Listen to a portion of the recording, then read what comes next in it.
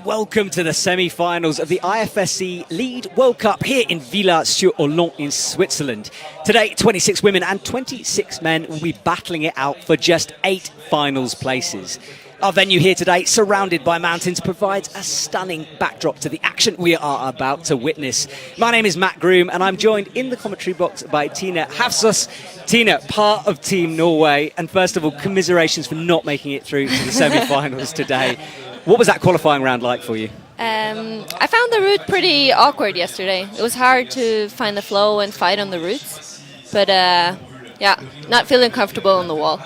Well, we've got 2 routes in front of us. That's the temperature, 16 degrees and 54% humidity. Nice and cool this morning. The sun has been shining for a while now, but it's cloudy, which is going to make good conditions for the athletes as they pit their wits against that wall. Highest athletes will go through. Only 8, of course, make it through into the finals this evening. So let's have a little catch-up, a watch of the qualification round from yesterday here in Villars. Hello, I'm Alberto Gines, and we are in the Villars World Cup.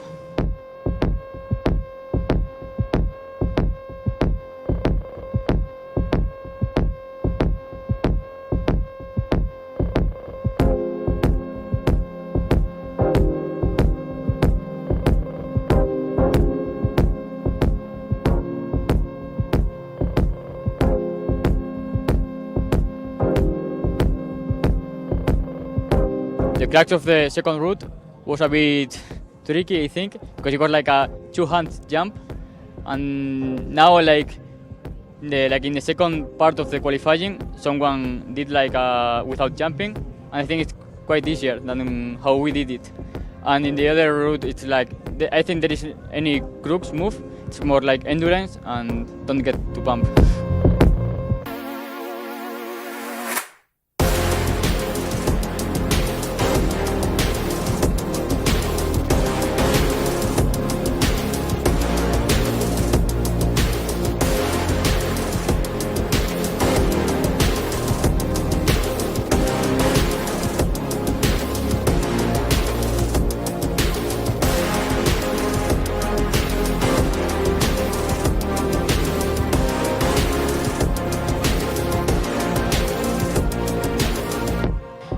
I'm Mia Krampel, a climber from Slovenia, and we are in Villars in Swiss on World Cup.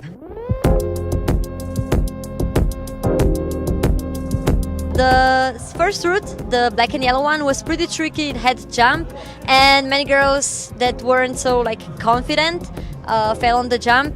Probably the hardest part wasn't the jump, but to decide to go into move, because the move was quite short, but and some girls wanted to reach it, but if you wanted to reach it slowly, it was harder and many girls fell this move. But if you just decided and jump, it was pretty easy. So the hardest part was to actually decide to go into move.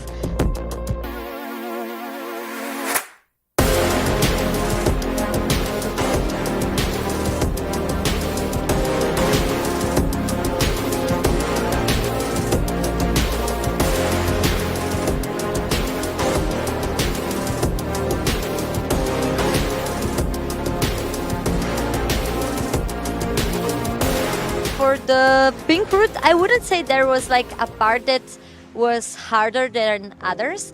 A lot of moves were, the moves were pretty easy, but you get pumped during the way because the route is super long. So yeah, I would say that pink route didn't even have these cracks, hard cracks.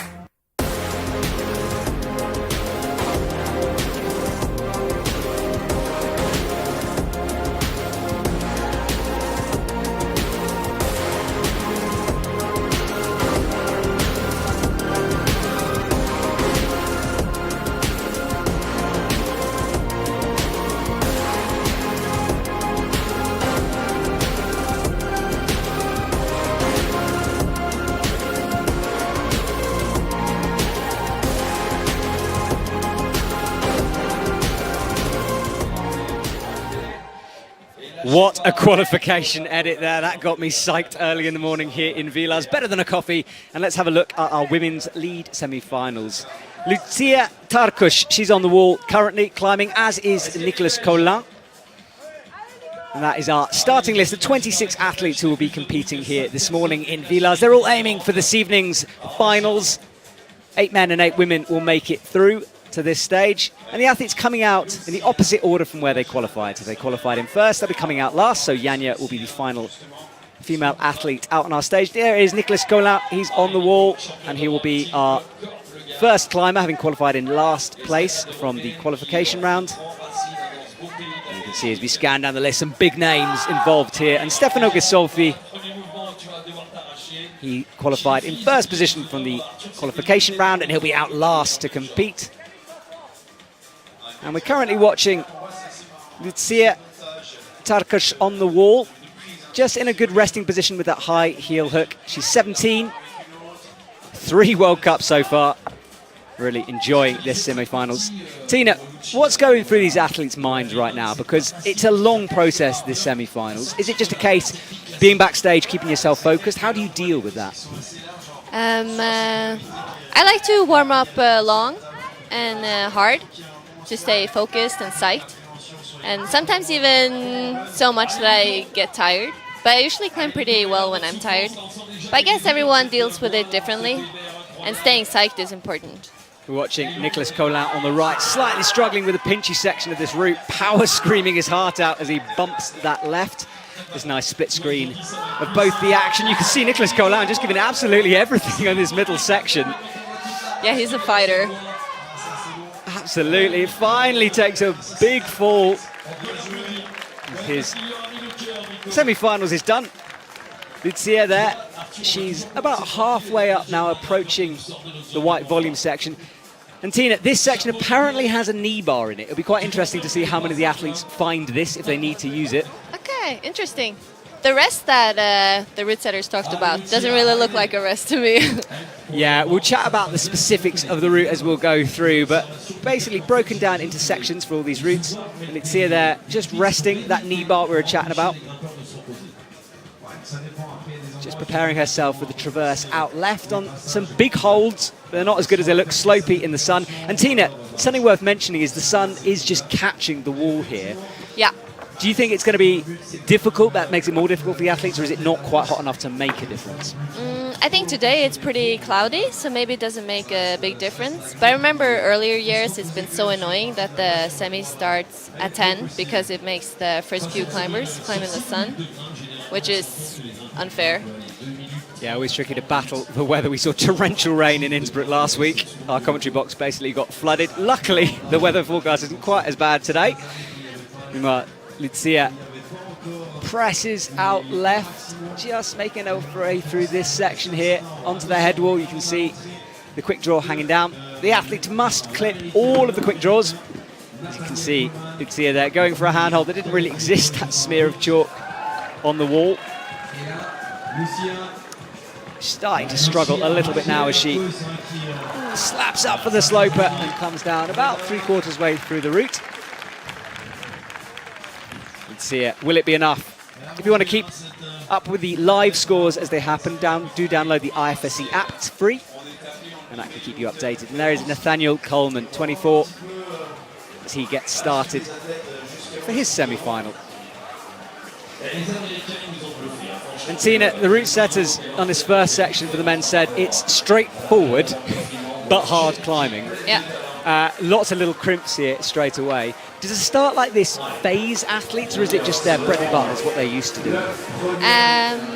I definitely prefer more physical, more simple climbing in the beginning because you get into the flow state pretty fast. But a lot of climbers, of course, like more tricky routes. Yeah, that flow state, you can sometimes see it with athletes. They're just like water on the wall, floating upwards. Nathaniel Coleman, easy through this first section. As he crosses over into this pinchy section. Little cut loose. And that is Chloe Koskoy of Team USA. She's 19. Big USA presence here today. A couple of Olympians in the semi-final, but we are starting to see less and less Olympians taking place or coming to the competitions as they prepare for the Olympics. Tina, looking at this women's route, I know you must be desperate to actually be out there climbing the thing. Just having had a sighter on it, a first look, are there any sections you think are going to be causing difficulties for these athletes? The route looks pretty physical and sustained, pretty straightforward, but there are some more committing moves, like the flick thing, where she's approaching now, and some bigger moves on the next part.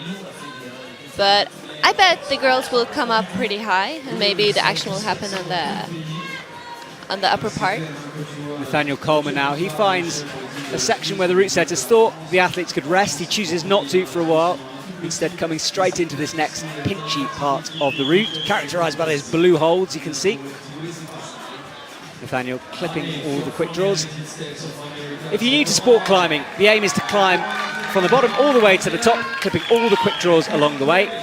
The athletes who top out will finish the route by clipping that last quick draw. They will receive a top, which is the highest points, and then the rest are scored on how high they get up the wall, with every hold being awarded a different point, as Nathaniel Coleman cuts loose on those pinches. It's actually ticked on the left hand there, and the route setters did that deliberately as he takes a fall down. Tina, with tick marks like that as we watch Chloe getting through the first physical section, but she peels off the wall as well. I think she looked pretty solid. I think this was her first World Cup. I'm pretty sure. Yeah, perhaps less experience than some of the athletes. And experience does play into it, doesn't it? Because the whole weekend, I always find it's a time management issue more than anything else. Because you go from a hotel, you've got the ISO up the road. Is it difficult as a rookie coming in to a World Cup weekend just to work out what you've got to do? I think doing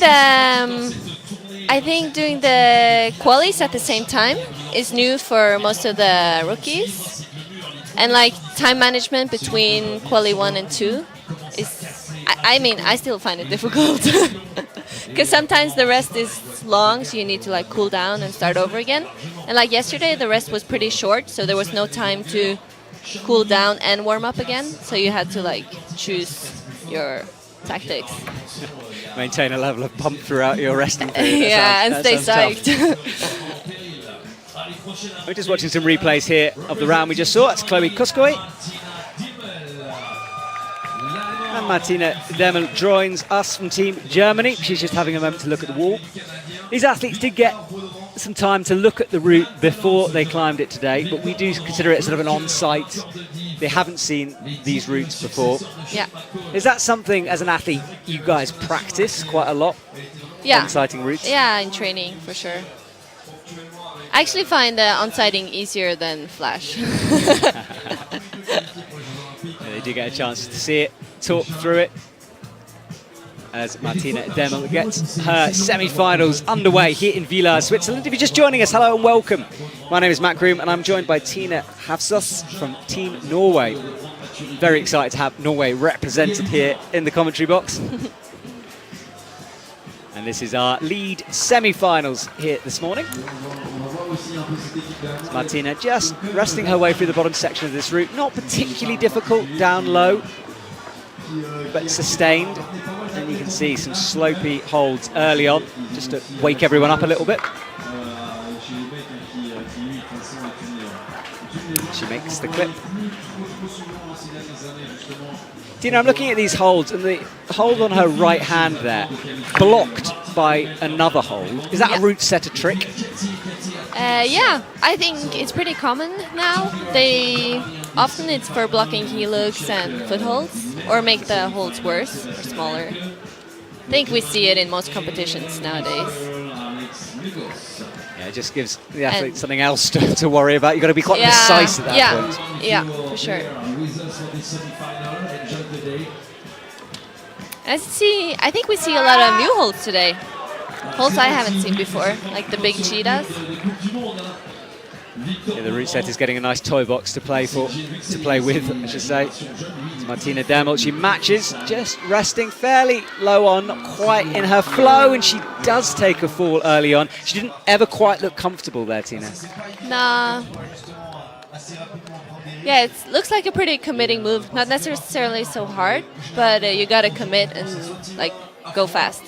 Yeah, there's a flip hand move, which we'll talk about when we next see someone on that. Meanwhile, Canada's Victor Badrand, as he makes the little traverse across. This is where the root setters thought there might be a rest on this next right hold. Fairly small feet there, but he's milking the rest. He pumps out and does that hand flip catch move. And choosing to move straight on. That's our wall, speed wall on the left. That was in action last night, so go back and watch that finals if you haven't already. It was a very exciting finals as Victor, high heel hook. Let's get himself in position. You can see how strenuous these clipping positions are as he starts to power scream. And a toe hook just to keep himself in, keeping that core tight. And now he flips out left to the little pop, the dyno. And Tina, I wanted to talk about the tick mark. You can see here on the left hold, the one he's holding now, there's a tick mark that the root setters put on. Okay. Root setters do little things like that just to help the athletes out, just to show them little beta tricks. Yeah. I think sometimes the tick marks are to mark where if there are screw-ons on a big hold, or if it's blind. Julia Fischer now from Austria. She's 24, 31 World Cups. Has never progressed to a final, so she'll be looking to change that today.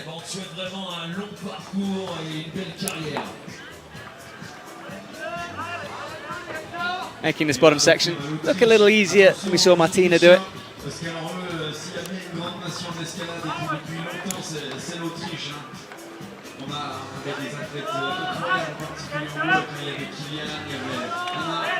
Now she's looking for this flip move. Watch the left hand. It's going to flip over and catch that red volume. Well, that's the plan anyway. Just takes a moment to look around.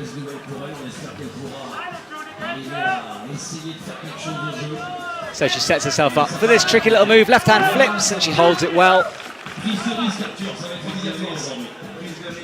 Looks quite simple, but a move like that requires a lot of all-body muscle and is quite tiring, especially at the beginning of the route. Yeah.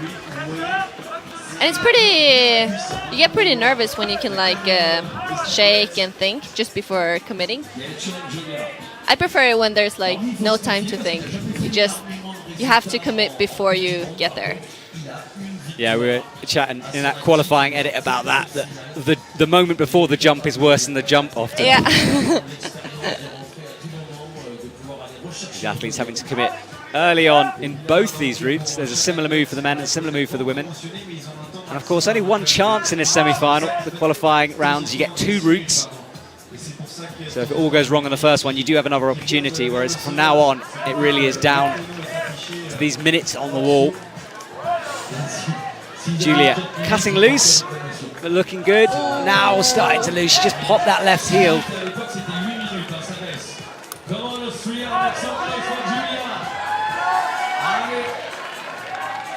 And a big move up for Julia as she hits these crimps. She's got to have something in the tank because this next section, very pressy. But there is a rest coming up if she can find it with a knee bar on this first hold. I think she's found it. Yes, she has. Other foot. Yes. And she locks it in. A knee bar is when you're literally... Oh, no hands knee bar as well. That's cool to see. Adam Ondra-esque there. Yeah.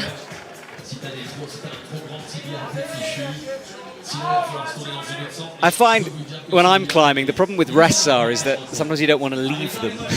Yeah. Because they often feel so good. But these athletes are on a time limit here, so they do have to go quick.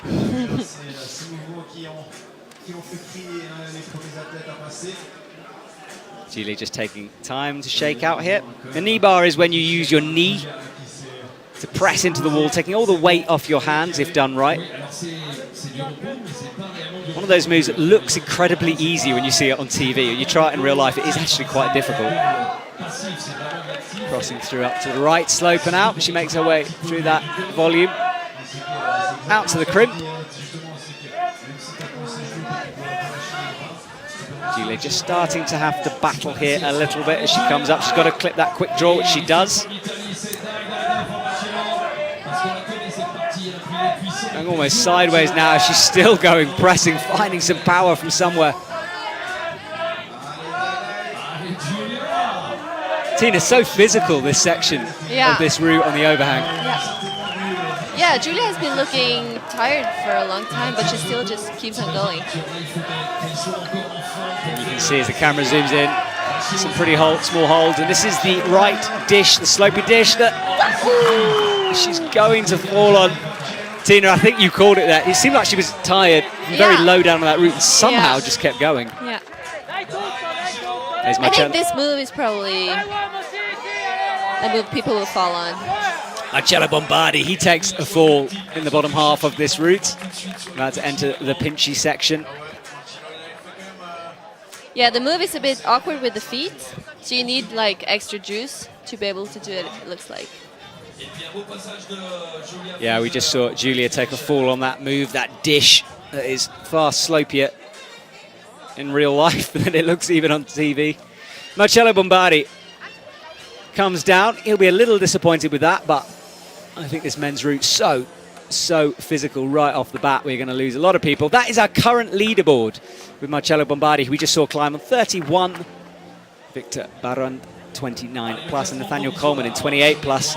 That score is worked out by the number of hold they got to.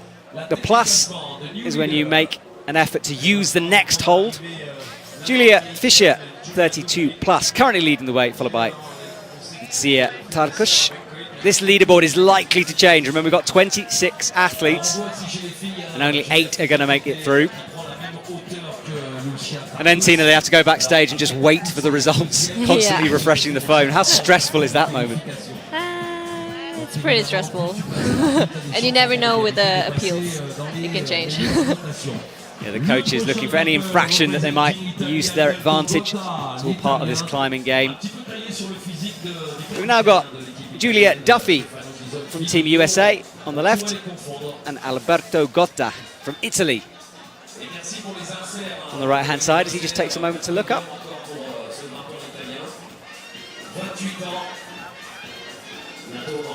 Alberto Gotta never progressed to a finals as of yet. Will this be his moment?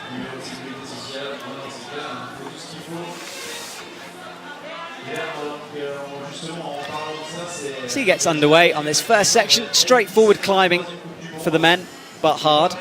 Men's route about 8C plus, according to the route setters. The women's round about 8B plus. Although a lot of these athletes would be able to on-site 8C outside, it's a whole different matter when you're on plastic, under pressure, on-site. Yeah.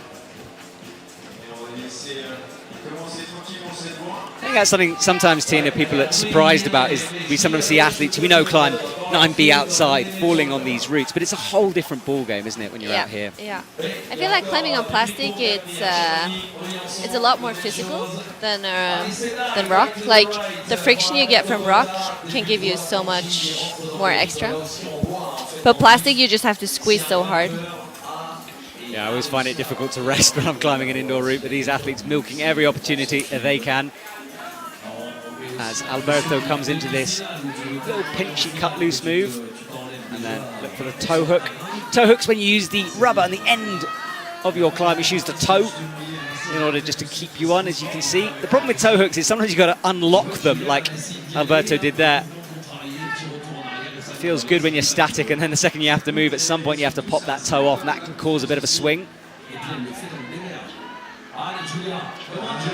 As Alberto makes his way into this first semi-rest, I'd say. I was expecting a bit more of a rest, but it seems quite tricky here for him.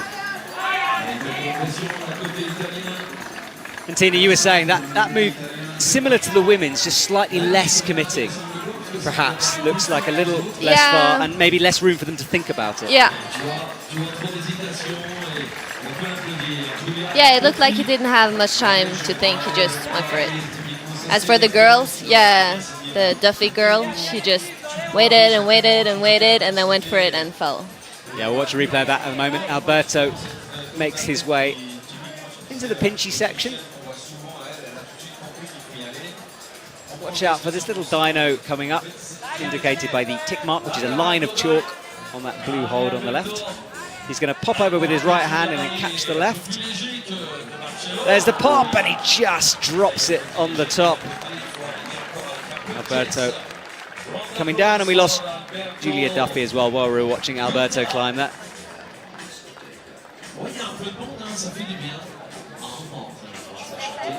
This route proving tricky for our first couple of athletes. No tops so far. Expect to see that later on. This is a little replay of Juliet Duffy from America as she attempts a different beater there, Tina. She was coming in with the left and then trying to pop out right, whereas most women we've seen are going right and then catching with the left. Yeah, I think because the left hold is a dual tech, it's pretty hard to get any tension on it when you go left first. I think maybe if you would have a thumb, it would make more sense. But yeah, it looks tricky this way. Kete Aikens is in action now from Germany. She's qualified 6th place, our 6th athlete out. She's just 19.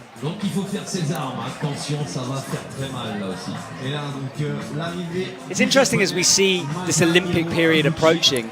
Some of the perhaps biggest names at the moment in climbing are 20 Olympians. They're starting to not compete as much as they prepare for the Olympics. But that does allow perhaps lesser well-known athletes to have a moment, a breakthrough moment perhaps. Yeah, it's for sure easier to make semis.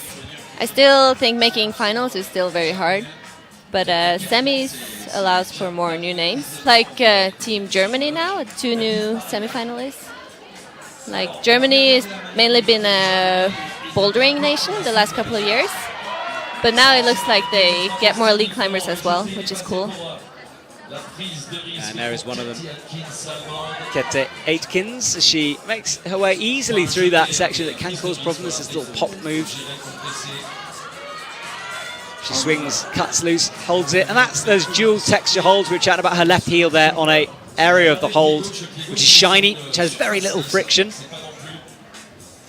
It's enough to sort of rest on perhaps, and sometimes the route setters make them stand on it when they're feeling particularly mean. She cuts loose, comes into the next section, climbing well at the moment, nice flow from her.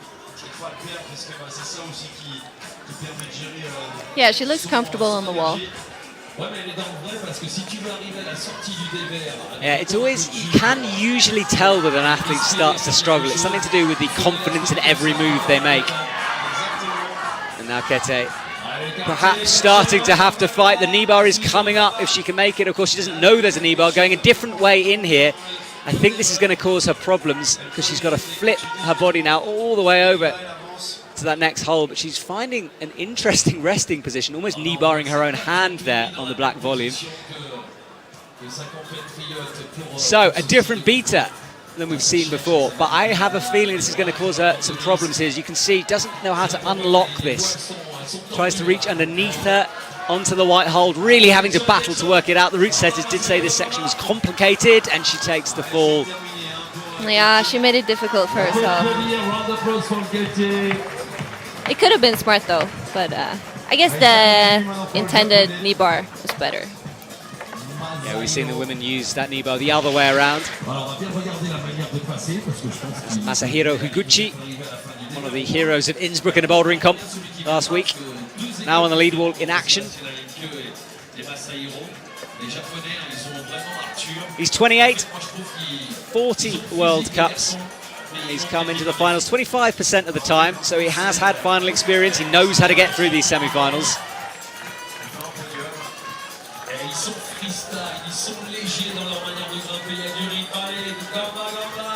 He rests where others haven't rested. Most athletes just moving quickly through this section, but Masahiro choosing to use these crimpy pinches. And look at that shot, 3 fingers on a hole, showing you how small these are.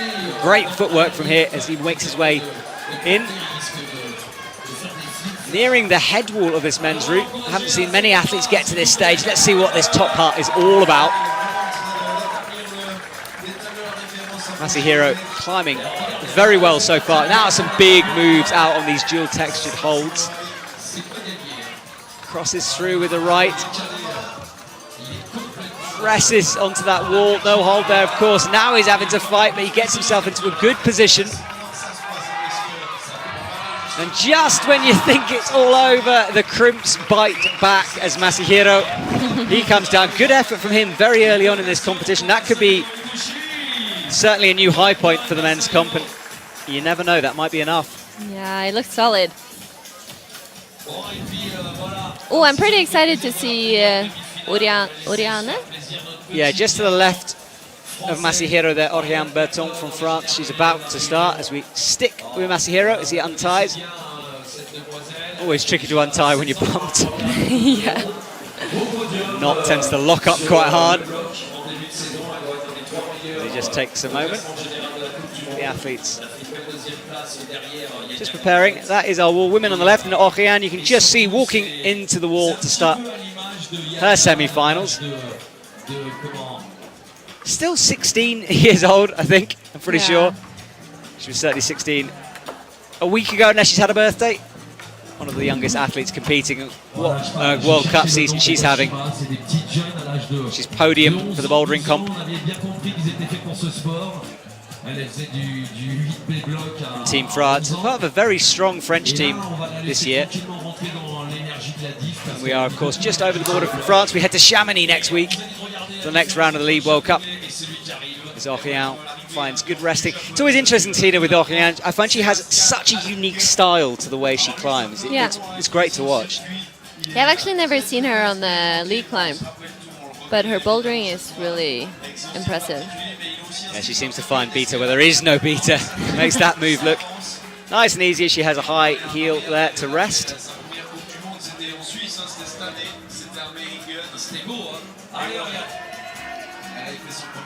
Out onto the cut loose. And again, similar beat to we've seen that left heel on the dual texture surface. She has a good pace. Must be difficult because you've got to climb quick enough so you don't get pumped, but not too quickly you don't make a mistake. Yeah.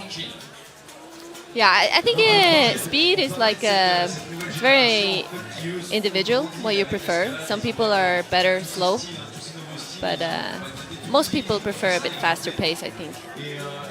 But it's hard when it's uncomfortable. Okay, I'm making her way about 3 moves before a rest. She bumps up with the right, cuts loose, and she's going the opposite way as well at the moment. Let's see if she can make this beater work. We've seen most of the women so far going the other way, getting a big knee bar in a minute. Okay, just making a slightly awkward clip here. And now she brings the right hand, flips herself. I think she's probably working out the knee bar, which she is. Now she takes a proper moment to rest. So different beater there, but made that one work that time. Yeah, it looked like she had some power to waist, and she was able to match the crimp.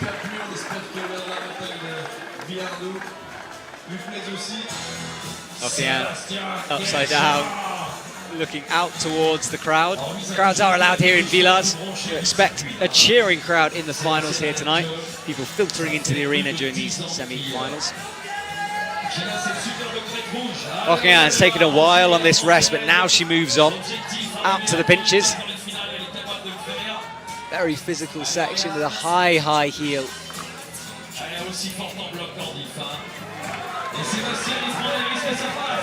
And although these crimps are big, you've come from such a full-on section, as you can see on that big red volume in the middle of the wall. These crimps suddenly don't appear too good, and then you've got to get into the slopers, which she's about to.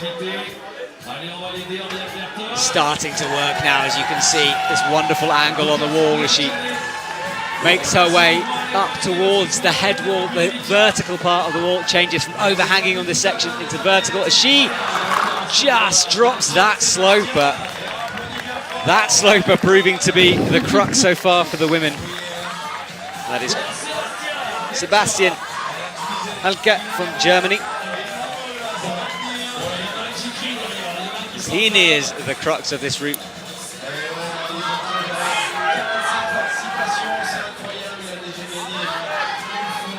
shaking out with that left hand, milking every moment.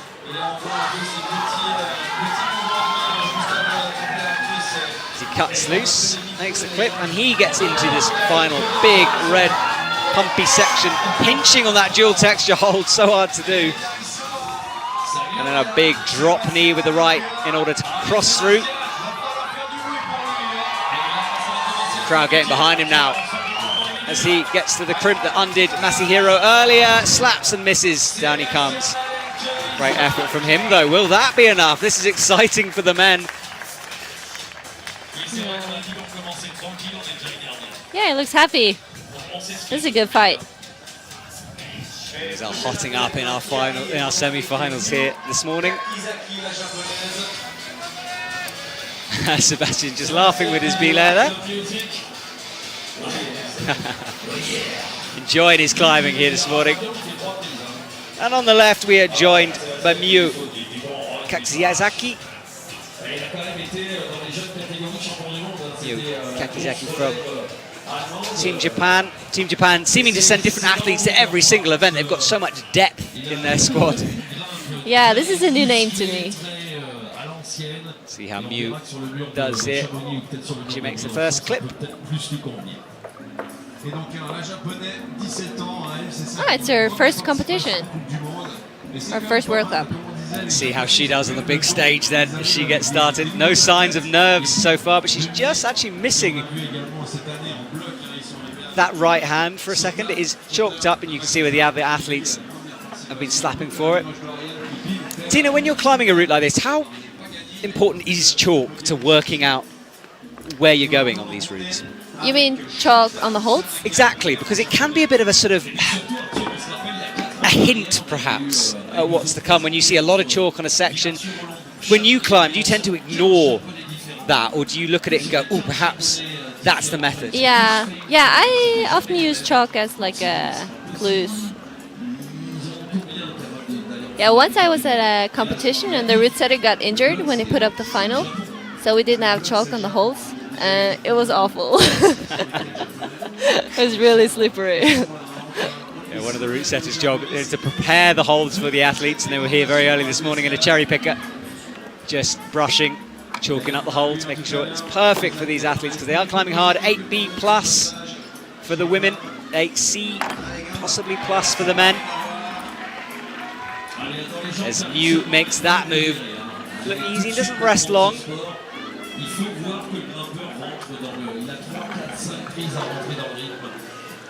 Reaching up for a clip just above her head. Tina, is there any strategy in regards to clipping? Do athletes generally want to clip when the clip's near to them or far away, or is it just you just do whatever you can in that moment on those holds? I think near is generally a good rule, but I feel like in the World Cup there aren't that many positions to clip from, so you just gotta clip from the first and best. Yeah, the route setter's planning out the moments to clip. As much as the routes themselves, they can make clips difficult or easier. As Miyu makes a clip and just takes a second to rest. We know the knee bar's coming up. She doesn't necessarily, but I would imagine she had spotted it during her observation period.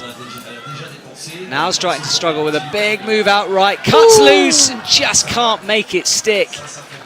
Yeah, that move looked big for her.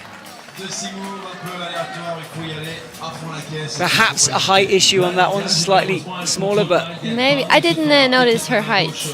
Ah, maybe here. Oh, no. That is Tanaka. Shita Tanaka from Japan. He's 21.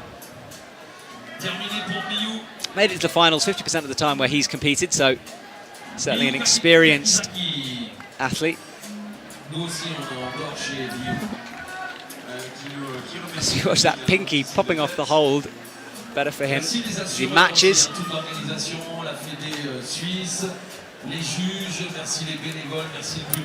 Looking in control. I think we've generally found that this is the only real moment for the men to rest that we've seen so far. This little hold here, these two crimps.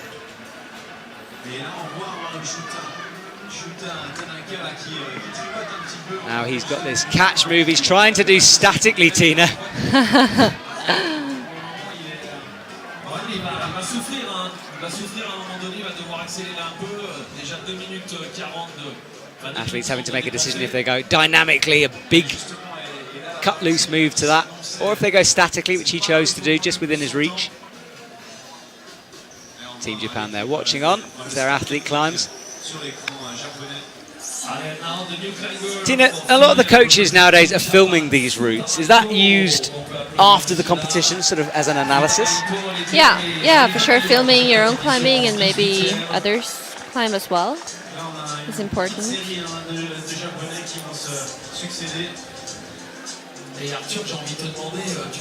That is Shooter Tanaka finding a different rest. I just said that there's not many places to rest in this route, but he's found a good position.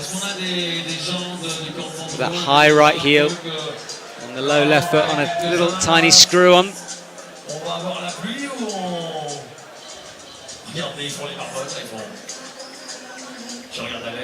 Swaps hands, just trying to get the pump out of his arms. You can see shaking his hand like that just to relieve that. That does help. One of the very climbing specific movements you see. Yeah. Only in climbing do you see athletes flapping their hands like that.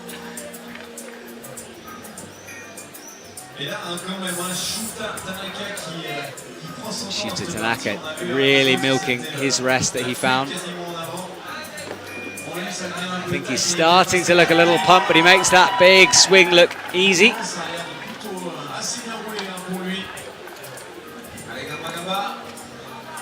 Big physical moves here as he bumps and bumps again with the right hand.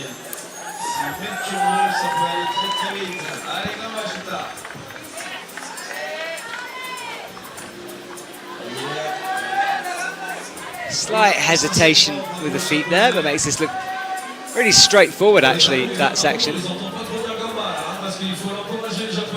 But has he got anything left in the tank? We know how big these moves are about to be.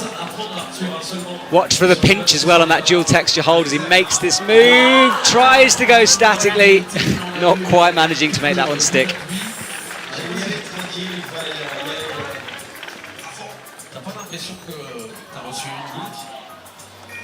And we just lose Futaba Ito just before the big white volume moves. I'm sure we'll see a replay of that in a second. She looks back up.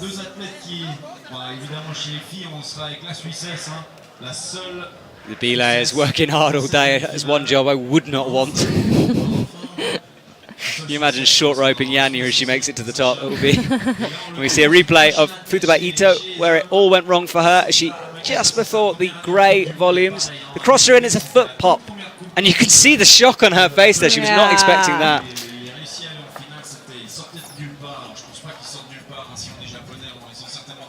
Not a lot you can do in a moment like that when that foot just goes. No, it's frustrating. All of that work for one foot pop. Sota Amagasa makes his way over to the right-hand side of the stage here. As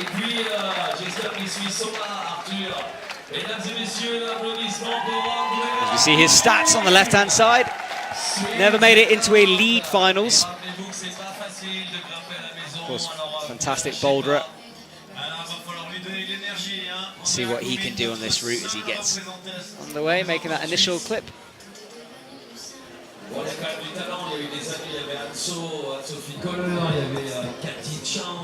And that is Andrea Kumin from Switzerland in front of her home crowd here today. There was a football match on last night with Switzerland playing and he had to drag people away from the TV screen. So much sport going on this summer, it's great to see all around the world. There's Andrea Kumin.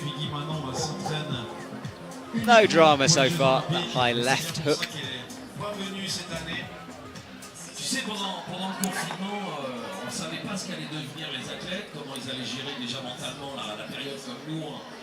Just crossing the left hand in. Right, let's look at this moment. This is the women's first initial crux, this pop right and a hand flip. Watch her left hand. There it is, the flip and the catch. Makes it look simple for her. But then you've got to keep on moving. No time to hesitate on those holds.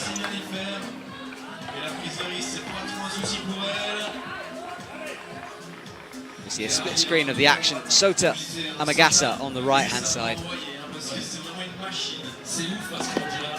As he makes the similar kind of move that we've seen in the women's route, that big bump out right and then the left catch.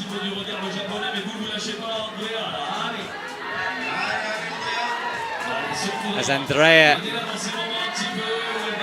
watch that left foot, that's what popped for Futaba Ito a couple of minutes ago. No similar problems for Andrea. Sota Amagasa pausing here. We are seeing some interesting places to rest. Haven't seen this one before with that toe for Sota Amagasa. A good resting position, that Tina, do you think? Or is he just trying to find any moment? He looks pretty relaxed.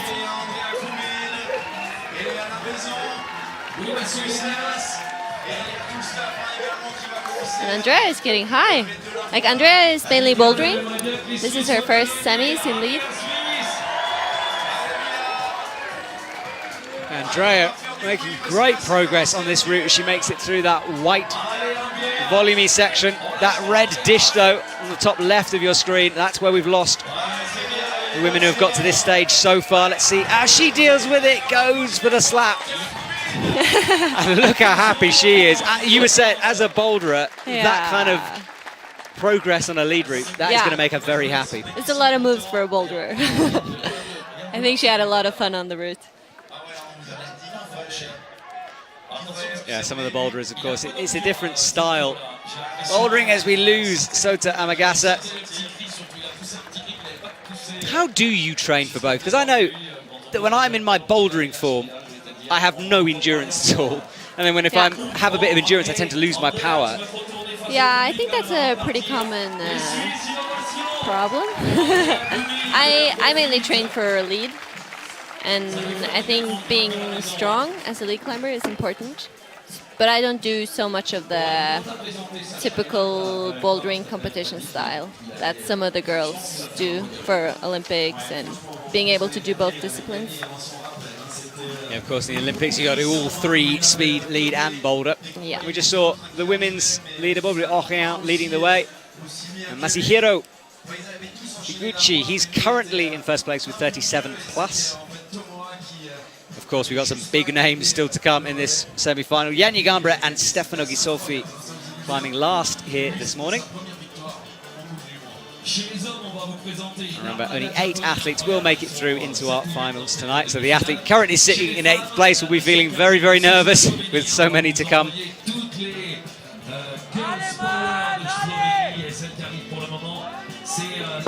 Lana Škusek from Slovenia on the left-hand side. Nimrod Marcus on the right.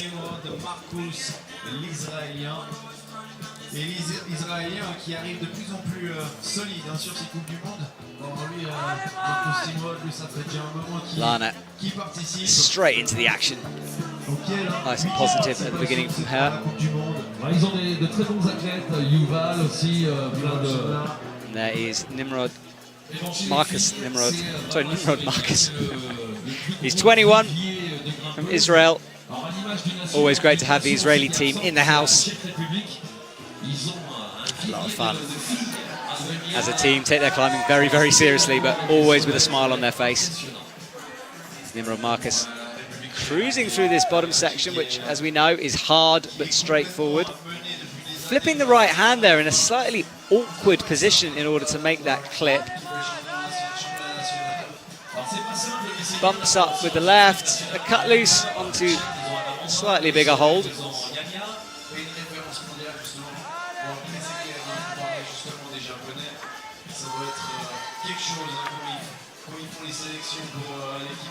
And the undercling with the left hand. An undercling is a hold that's almost flipped upside down.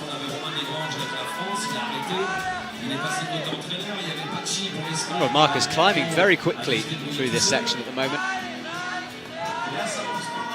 Cuts loose, but stops the swing.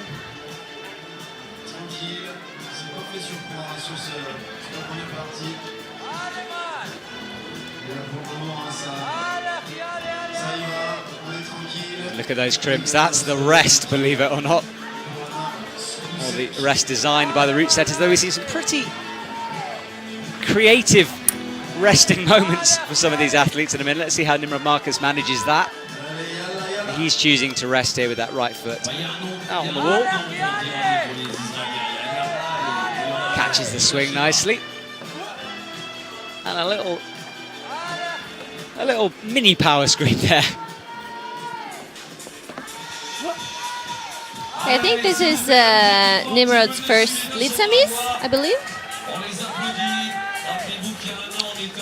We're seeing lots of firsts from our athletes here this morning.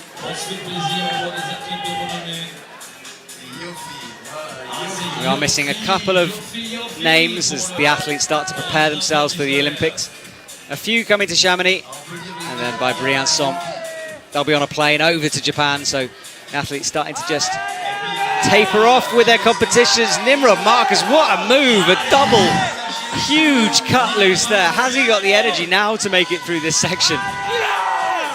Ooh. He does not, big moves. And you could just tell, Tina, perhaps just giving everything he had in the tank there for that moment, but it takes a lot of energy to do those kind of moves. Yeah, that swing looked harder than going tac-tac. Physical one. Tac-tac, a professional commentary term there.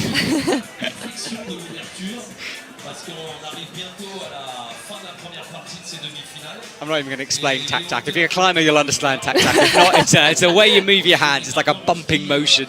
Yeah.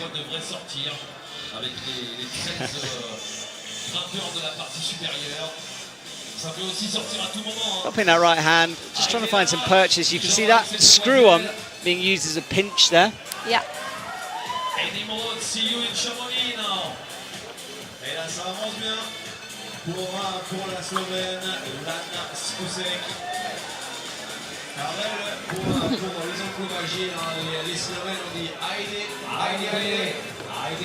So Lana, out of the most, certainly the most physical section down low, she just shakes up on this crimp, a fairly good crimp. But you can see from the angle of her body there just how overhanging this route is in this section. Route setters using the volumes to create a more of a 3D surface for the climbers. If you're just joining us, welcome to the semi-finals of the IFSC Lead World Cup here in Villars-sur-Olon. Semi-finals this morning, finals later in the evening, and the speed finals last night as we watch Lana now. That's the dish that we've lost all the athletes. Can she make progress on this move? Crossing through with the right, which she does. Looking back to make the clip. This is a very difficult clip. I think she's going to carry on. Frustration from her, but that is possibly enough for the current provisional lead. We'll see in a minute when the judges have made their decision.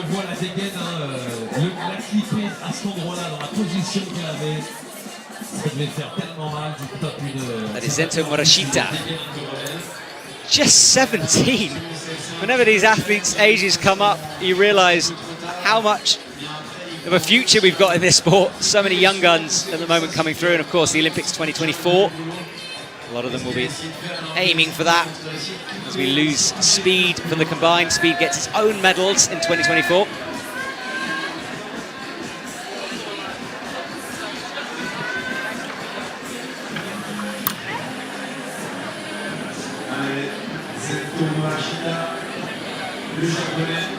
See toe hooks into this first complicated section. Straightforward for the men up until that point, just basic route reading, even though it's very difficult. And now as the climbing gets a little bit more three-dimensional, they've got to think about the next moves they've got coming up.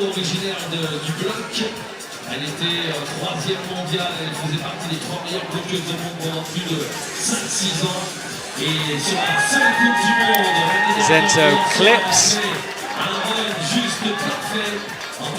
Rests. Mesdames et messieurs, Fanny Gilbert. Hear the announcer there saying Fanny Gilbert is on the stage. We stick with Zento. He almost statics that movement there with the left hand. Yeah. Quite shouldery and powerful to do it that way. Yeah.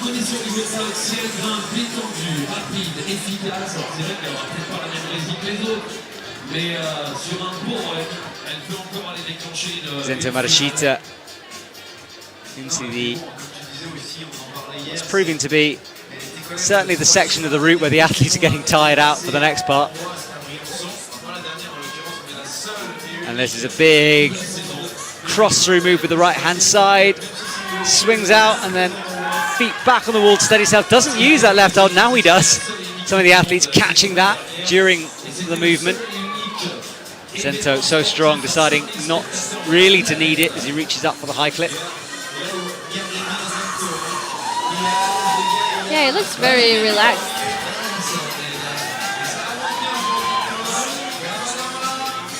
Yeah, Zento really looking very good so far as he makes his way finally into the head wall, this vertical section crossing through.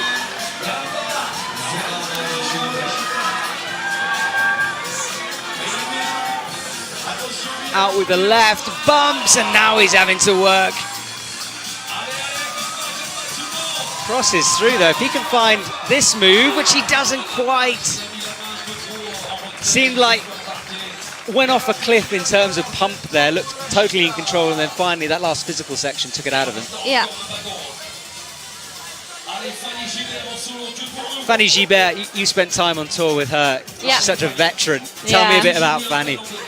Well, she's mainly bouldering, but yeah, tried hard to qualify for the Olympics and then didn't really get the chance at the European Championship because of the allocation ticket or something. But yeah, it's cool to see her that she still continues with lead. Yesterday she had a really good round in one of the qualies. And I love to see how she fights. I think she's one of the best fighters on the circuit. Fanny Gilbert doesn't use a lot of that rest. Maybe she doesn't need it. But she needs to clip. Yeah, the clip now awkwardly down to her left. You can see she has to clip that clip in order to progress. If you go too far past it and you don't clip it, it won't count. You can see struggling to work out how to get back. She cannot reach it from that knee bar position. Drama here from Fanny Gilbert as she starts to shake a little bit. She's having to down climb this move in order to clip it. A mistake certainly for her, but now she makes it. Tina, it must be frustrating to do that, having done the move and having to reverse it. Yeah. But you know that you can't continue without it. So you gotta choose to spend your energy fixing the mistake or just run for it. Fanny Gilbert now, muscles standing out as she makes a big move up. Fanny slips off that high crib. Unlucky from her, slight route reading error perhaps, but remember this is on site. These athletes don't know all the moves, they haven't practiced this wall before, this route before. Fanny, desperate scenes as she looks back. I think she knows what went wrong on that one. But as you said, Tina, wonderful to see Fanny Gilbert on a lead wall. She was one of the many athletes enjoying the Innsbruck climbing wall last week. Yeah. Having extra sessions between sessions, it seems. She's always on the rock. That is Hannes Pullman from Sweden. Yeah, Sweden. He had a good qualifying round yesterday, one top for him. Yeah. No, I don't think he topped. Maybe he didn't, yeah. No, but head wall on both routes. Yeah, for sure. A really good performance yesterday from Hannes Pullman. Yeah, I'm excited to see what he can do here. He's a very physical climber, and the route looks hard.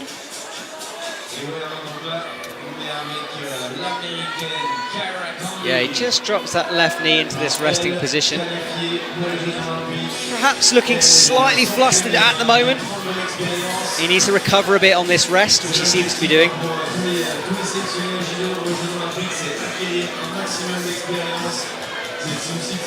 Deciding for the more dynamic approach to that move. We see some athletes static it out. Hannes always explosive with his power. Now he starts to accelerate just a little bit.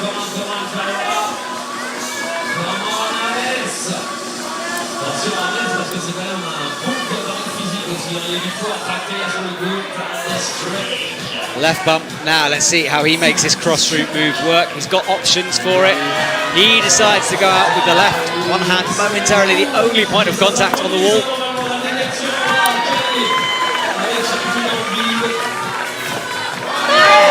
Bump up and a slip for Hannes Bouwman. And he's frustrated. We wanted to see him on the top part of the wall there. Yeah, foot slips they're so frustrating. Like usually they happen because you position wrong or you're tired, but sometimes they also happen out of nowhere. Yeah, it can be one of those things. You have to keep the pressure into your foot with some of these moves, and sometimes just a moment hesitation, you get distracted by something, you momentarily release the weight from that foot, and let's watch it. Yeah, you can just see just a little slip. Yeah. When you're trying to climb 8C plus, that little slip can make all the difference. Kyra Kondi from Team USA now. She's 25.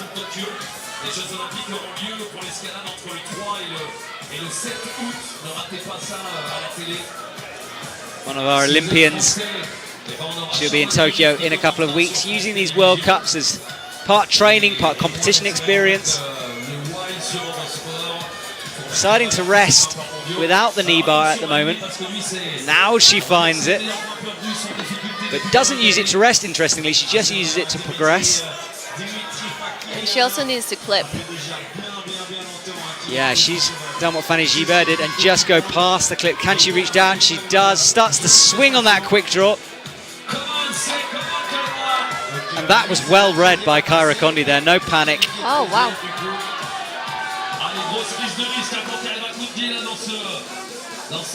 Slight fumble with that second clip. Now she makes it stick. Kyra having to fight now as she enters this crimpy part of the route. Up with the left and a drop for Kyra Kondi. Tina, you said wow there in that move. What were you seeing? Yeah, she decided to skip the crimp and go left to the bigger hole. But the position she landed in was perfect for clipping, so it looked pretty nice for her. Yeah, her coaches will see that and be happy, pleased. She heads probably her final competition before the Olympics. We'll see if she arrives in Chamonix. Yeah, that's it. The big left slap out just doesn't make it work for her, but good effort from Kyra Kondi. That is Dmitry Fakiryanov from Team Russia on the right-hand side. We're about just over halfway through this semi-final now. Plenty of names to come, plenty of climbing to come. Time is 11 AM Central European time at the moment. It is Dmitry Fakiryanov.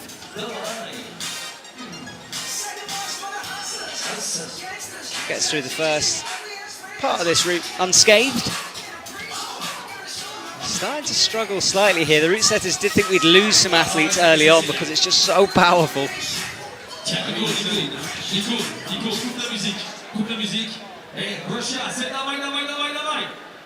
Dmitry now looking to traverse over to the right to that big volume. You can see the little tiny footholds on the right-hand side of the screen. That's what they'll stand on as they make their way to the right.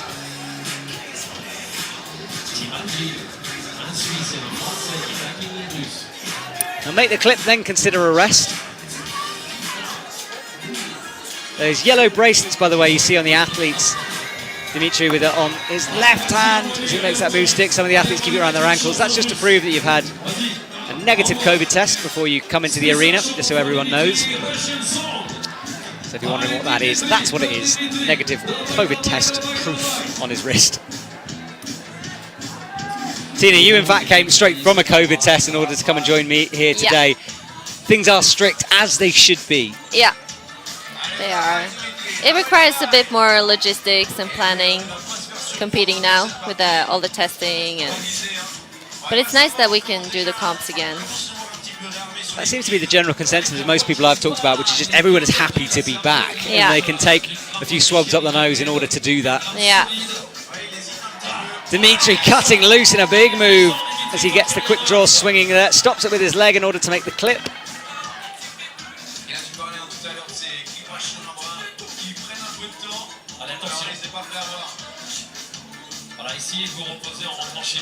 Thumb on that tick mark that we were chatting about earlier on the left.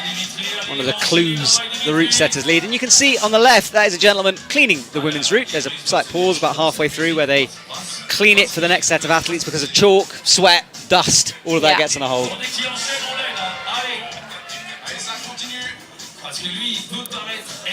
Tina, we see these athletes coming through into the semi-finals in order that they qualified from. So the people who qualified in first place, they'll climb last. Yeah. Is there any advantage to climbing last, or does it actually mean you get to climb on holes that have been used by 26 athletes and it's harder? I guess holes do get greasy,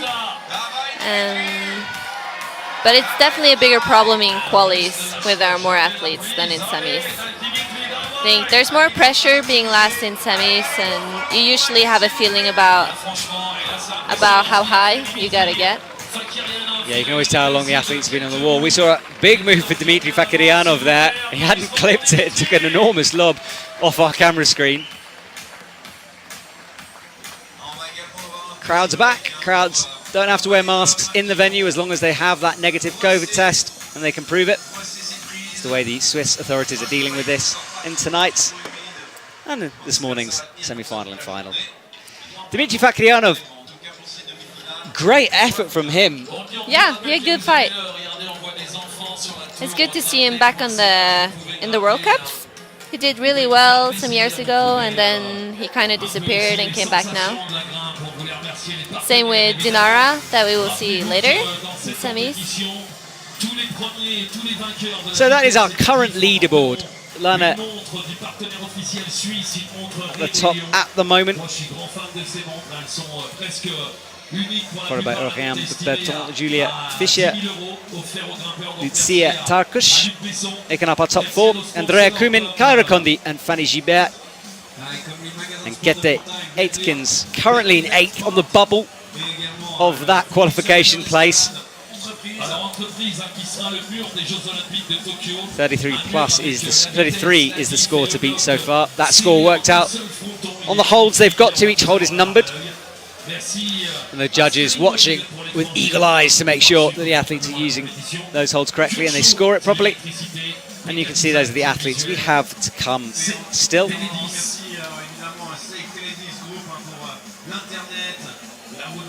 13 athletes still to come out here onto our stage. Janja Garnbret will be climbing last. And look at that top 4 of athletes. And that is our men's current leaderboard. Masahiro Higuchi, followed by Sebastian Hanke, Dimitri Fakiryanov, Zento Morishita, Shuta Tanaka, Sota Amagasa, Marcello Bombardi and Victor Barund make up our top 8. Expect that to change though, as more athletes join us on the stage. Matthias Posch will be out next from Team Austria. Stefano Gisolfi climbing last, Alex Megos and Sasha Lehmann after that. Sasha Lehmann especially put in a great performance yesterday, really enjoyed climbing in front of his home crowd. I know he loves climbing in Switzerland. Yeah. Yeah, he took the gold last World Cup here. Yeah, can he defend that World Cup title? We'll see. It'll be great to see it, certainly, but I have a feeling a few other athletes will have something to say about that. It's our crowd watch on. There's the route setter, just cleaning the route. He's using the quick draws to pull through. Bit tough to try to get the route setters to climb 8B plus in trainers. Let's see some highlights of what we've watched already. Nimrod Marcus earlier on in our competition. Hannes Pullman, we were expecting a fight from him. Unlucky to slip down low.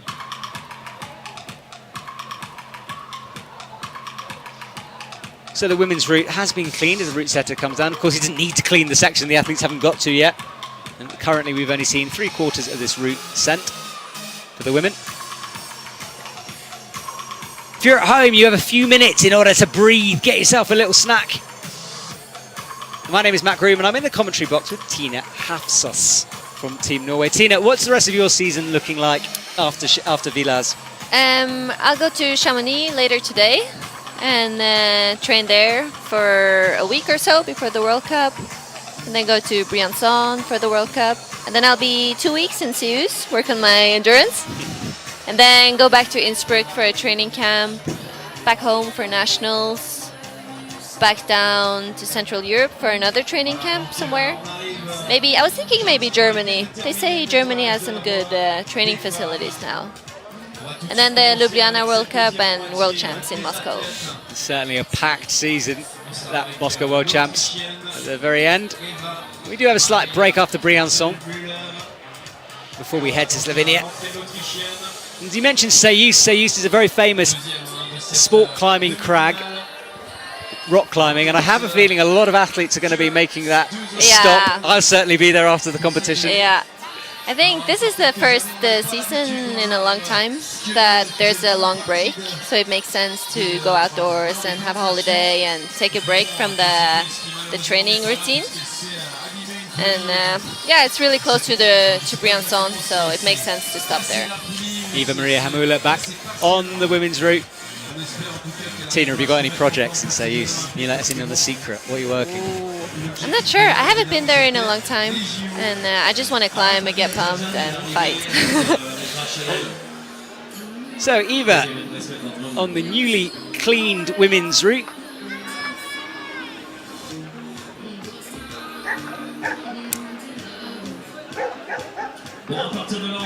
So far, so good from her. Nice, flowy, in control climbing.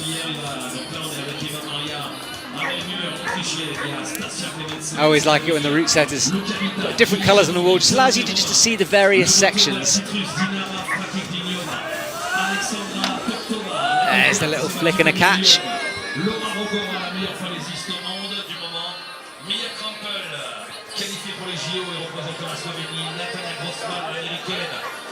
Eva climbing very well so far.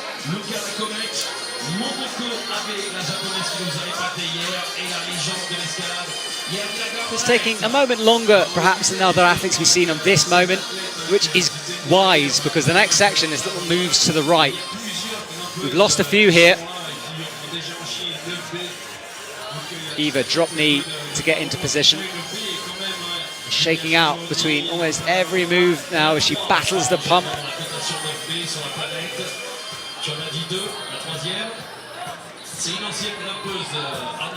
Right, let's keep an eye on this clip because we've seen most people clip it down low. Fanny Gibet hesitating, Clara Condi clipping very high for this next section. Let's see what Eva manages to do with this. She's going feet first through this first part.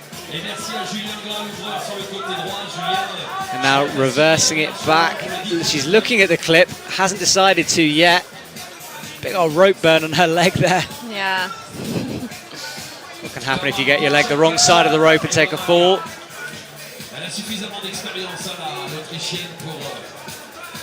Now she's going to have this difficulty as well, which is slightly past the quick draw. Yeah. Yeah, she's looking a bit stressed, but now she's calmed down again. You can see her brain here working out. Is it better to down climb back to the quick draw or carry on? We know it's possible to carry on, but she doesn't know that yet. Lots of chalk, lots of resting up. She's deciding to move on.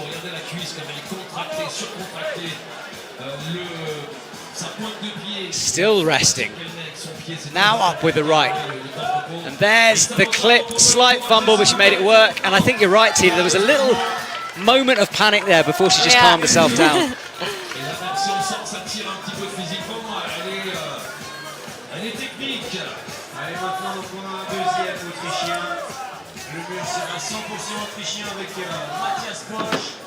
Swing for her there. She locks in the right heel. Ooh. Doesn't make the clip, tried, but just run out in that moment. Yeah. Must make the clip, remember. Takes the quick draw again. makes it stick this time. She goes back to her resting position. I'm sure that's a moment that every climber understands, that clip fumble, and what a horrible feeling that is.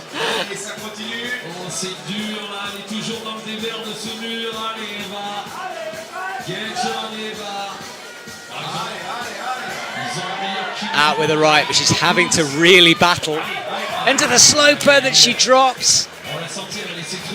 I think she'll be annoyed about those clips. She made it work nicely, but just didn't quite seem comfortable with it. Yeah, it takes a lot of energy to fumble on the clip. Matthias Posch now, one of Austrian's bright young stars.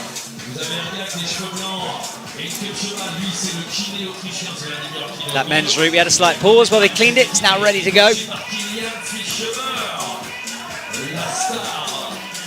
As he cuts loose, gets the toe in. That's the beater we've seen all of the male athletes use so far on that first section.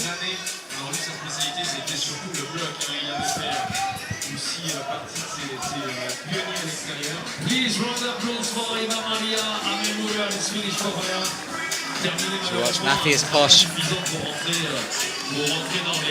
eyeing up the next section, gets through this first part. Haven't really seen any athletes drop it at that point. Matthias deciding to go out with a clip, drops the rope. Villars takes in the rope quickly. You do want slack from the Villars so you don't get caught by the rope, but not too much. He's still fairly close to the ground. One of the certainly more stressful jobs is being one of those Villars.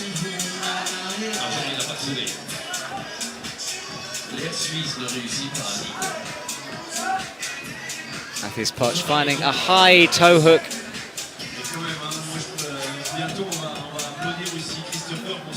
Let's see what his pinch power is like as he makes his way into this next part of the route, characterized by those blue volumes, those blue holds.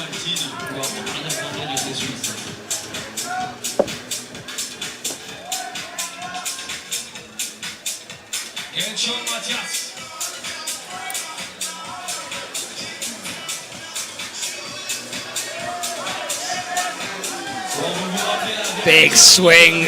We love that move. Every time it happens, me and Tina have a little smile as we watch it. Big cross through up to the left.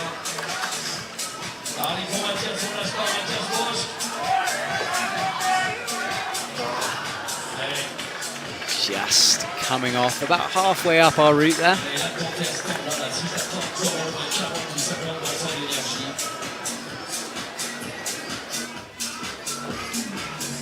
That is Tisha Slemensek.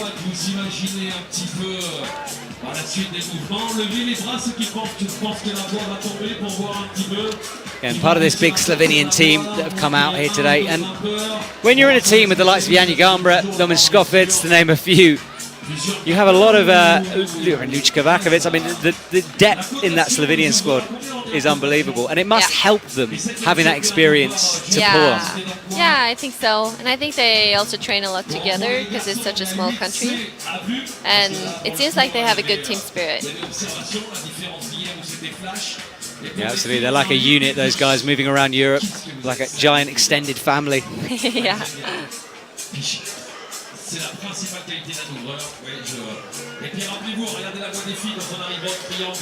Tiasha there on the slopers, crossing through, looking good so far. Of course, we know that this next section can really prove to be very difficult to work out for these women athletes, these big white volumes that will appear in a second.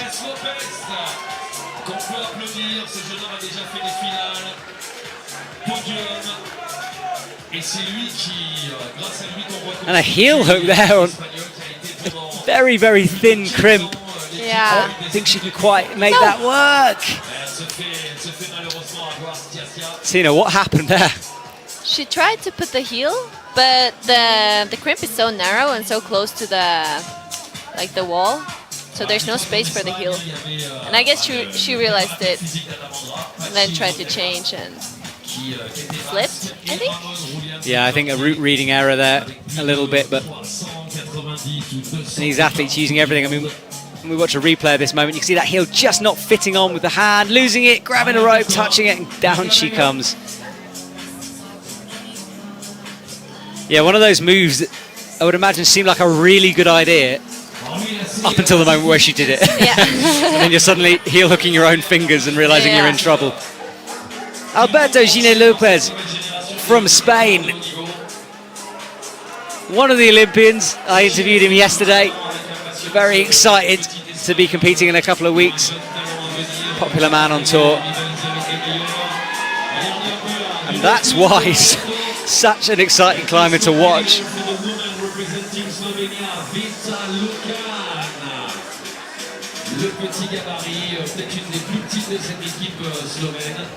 As he makes the clip from that position.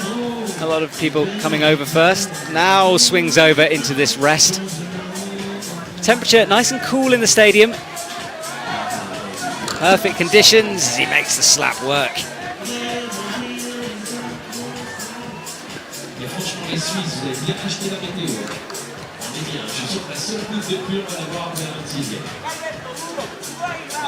Alberto up to the pimps. He's going to want to flick that left hand underneath the rope, which he does. Just catching it can be a bit awkward sometimes.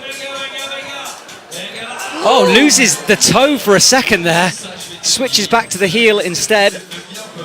That's going to have got his heart rate going.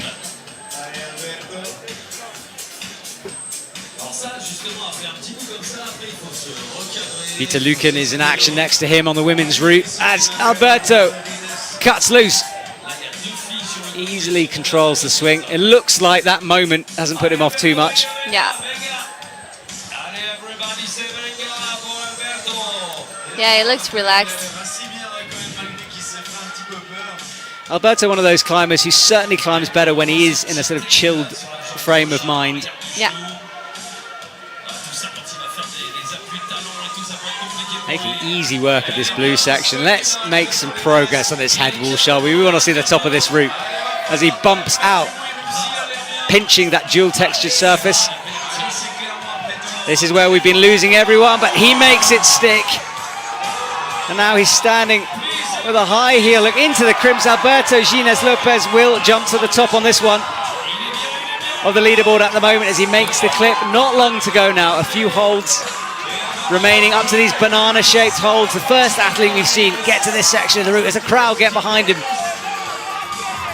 And a slip at the top. He just took a moment to chalk up. He was blowing his hand. It looked like the excess chalk off his hand when he slipped. I'm sure we'll see that again. But that will get him to the top of our current leaderboard. Will it be enough? As we switch our attention to Vita Lucan.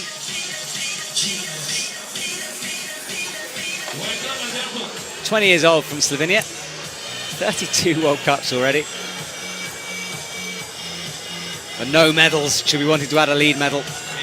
She finds a knee bar, but it just slips out there, not quite working for her, as we see some of the other women athletes. More of a knee press than a knee bar. Yeah. Yeah, I'm surprised she doesn't use it. Like, most of the girls make it look really good. Vita Lucan deciding not fully rest on that knee bar. But she also has a knee injury. Maybe it's because of that. Good knowledge there from Tina. Yeah, knee injuries certainly prevent knee bars being comfortable. Holds that move. You see how much work is required from the shoulders to make that stick as she gets this sort of slightly complicated hand sequence here. Multiple flips required in order to get up to that crimp with the right hand, ideally. Which she does. A little shake out before she gets it. Vita Lucan heading into this final section, but this is the dish of doom. Let's see if she can make it work. She gets it. Having to fight for the next one, but she does get onto the head wall. Vita Lucan will jump to the top of our leaderboard as she goes out right. She's still on the wall. What an effort from her. She enters the volumes and just tried to make a hold out of nothing there on the corner. Yeah, yeah, the hold was a bit higher than where she went.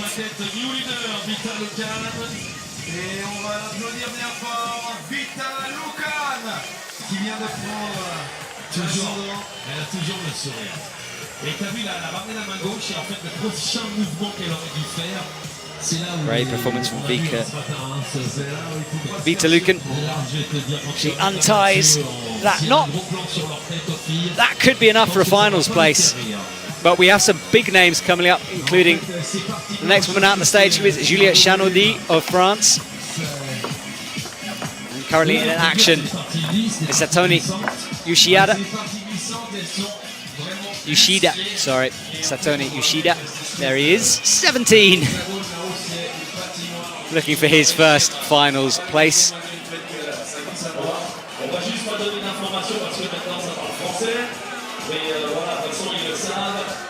This initial stage, he bumps the left hand up.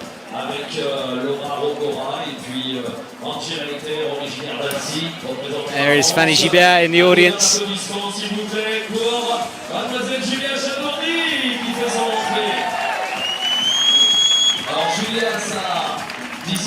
Satomi Yoshida now. Fairly dramatic cut loose, that one. Feet flying out from the wall as he finds his split position in order to rest. Again, those dual texture holds just catching the light. You do not want to be standing on those sections. If you do, be aware that at any second a slip might occur. And his right foot having to use it in order to make that rest work. Although I think there's a little bit of friction there for him. Foot slipping onto the, yeah, you can see there's a little split in that hold.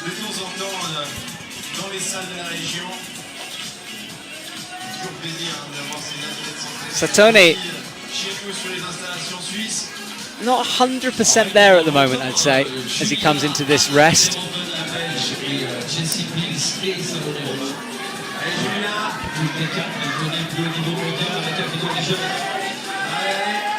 Juliette Chanaudy in action next to him as we stick with Satomi. He's looking to make, there is Juliette. A toe hook in, she's on the bottom third of this route at the moment.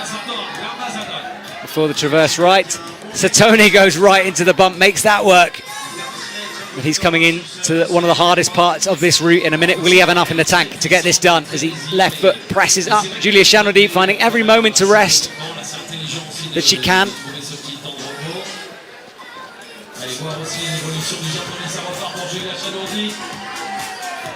Juliette Chanaudy has climbed 9B outside.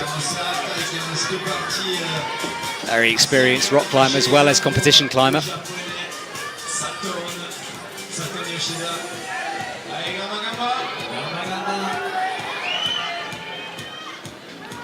Stone jumps up with the right, makes it stick, and now he's going to look. He looks at that left hold, uses it briefly, but sticks with the match instead. Juliette Chanaudy, will she find this knee bar? Let's have a look. Certainly spotting it fairly early on there. Yeah.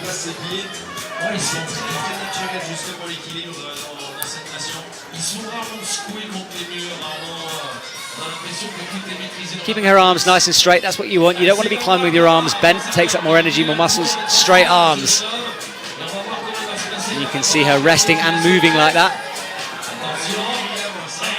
We lose Tone from the wall as he comes down near the top. Juliette Chanaudy, she's 25. She is in the Olympic Games, so this will be one of her final competitions, and she'll want to finish on a bang to give herself some confidence for Tokyo. Climbing through that section quicker than we've seen other athletes who just take a while to work it out. Yeah.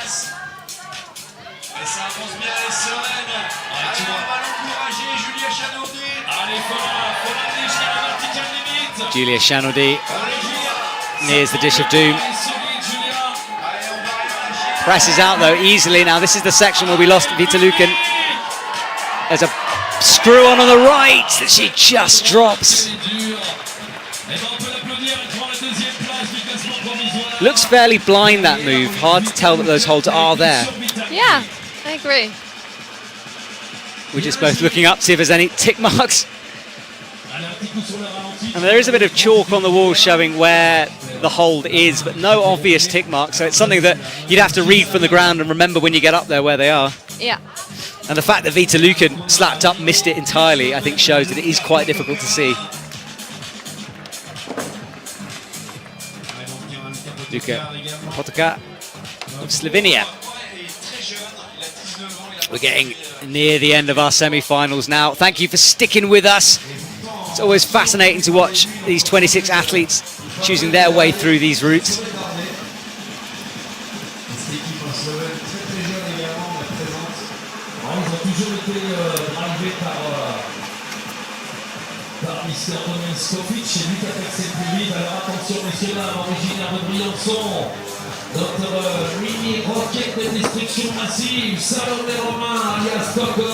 Luka Potoka making the clip early on, his second quick draw of the route.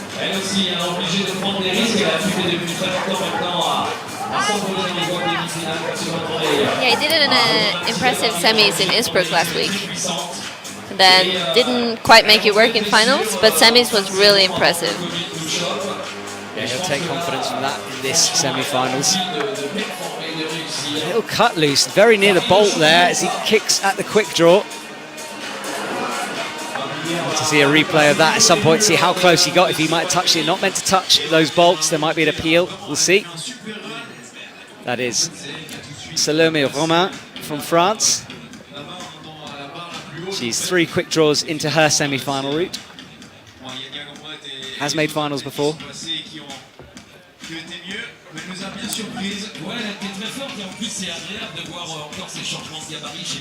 Just split screen action of Luka on the wall. Salome on the left, Luka on the right.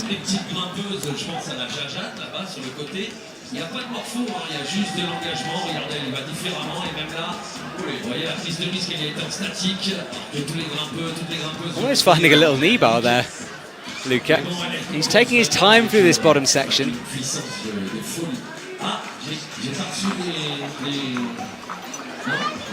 Both athletes about the same height actually on the wall. Bottom third.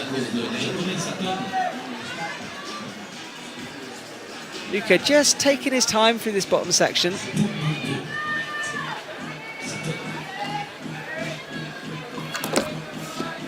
But a big move out right to catch it.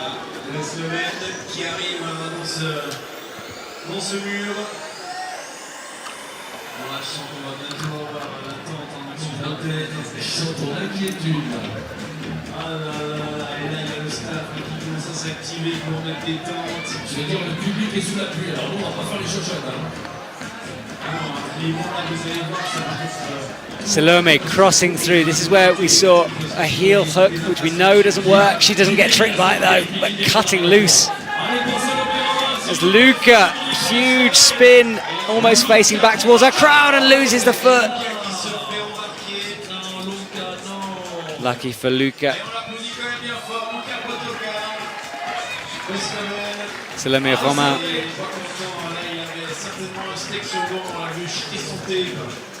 Making a clip low down. I think that's probably the preferred beater for that clip, although we do know that it works going higher. Seems to have spotted the knee bar, but not using it yet.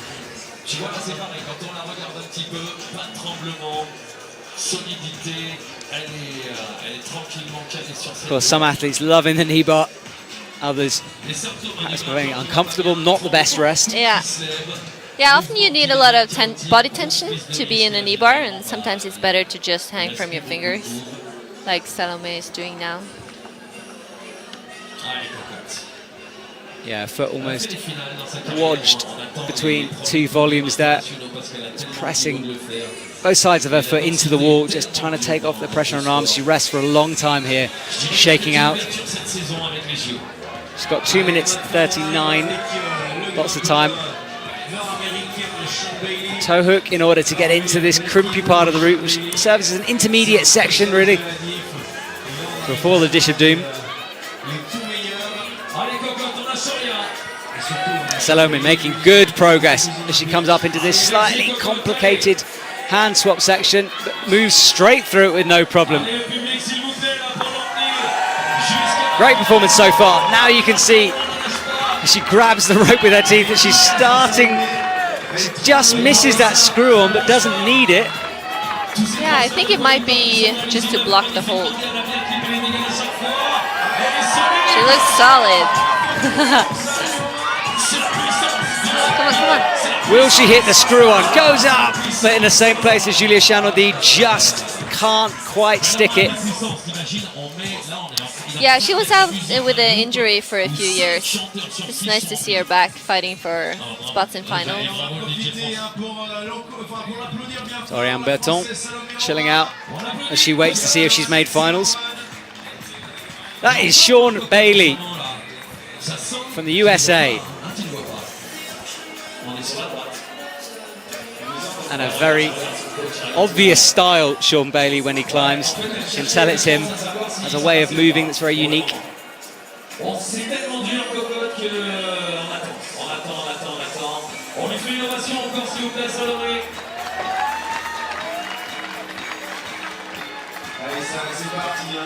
Sean Bailey choosing not to rest there.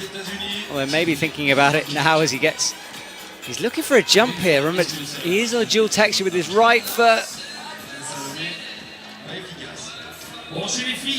Sometimes better just to go for the jump and just burn a little bit of energy instead of trying to work out every nuance of the move. Yeah. One of the best climbers for United States of America on the world, c'est Sean Bailey. Et alors attention parce qu'on a vu Cocotte là. De petite taille, voici l'arme de destruction massive russe pendant de nombreuses années. Elle faisait partie des plus petites grimpeuses du circuit. Alors elle a une histoire qui est juste hallucinante. Sean Bailey gets a toe hook in as he looks up, finding a nice resting position there. But now he's got this crimpy section. We go from burly big moves into crimpy pinches. Sur toute la masse abdominale, donc avec l'arrière. Et franchement, on l'a vu s'entraîner sur les réseaux sociaux, elle revient. Je voudrais que vous lui fassiez une ovation parce que c'est une survivante, cette demoiselle. Et vous allez voir à quel niveau elle a pu revenir après un drame énorme. Là aussi, suivez-la sur les réseaux sociaux. Dinara Fakhritinovia. Et là, on voit un Sean Bailey qui avance bien dans ce... Sean Bailey now, he's made that little pop to the left look good. Up he comes into the pinches now.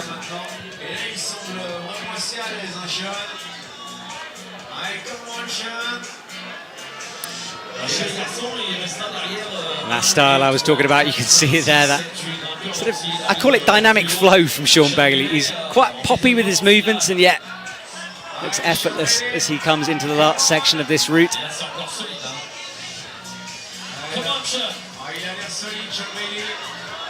Now looking for the big outright, gets it, but look, hardly any feet involved there at all. It's just smearing on the wall, so and you see using the coping on the wall, which is going to be slippery with that metal.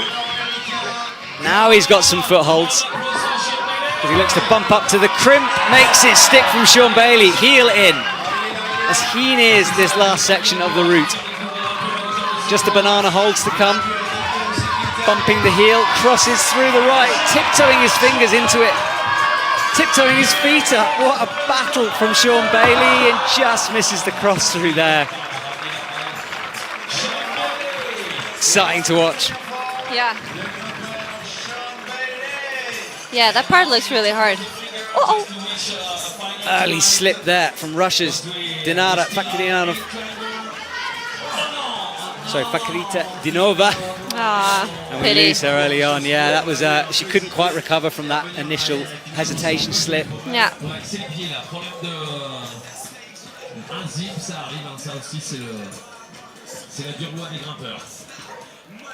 Just looks up at what could have been.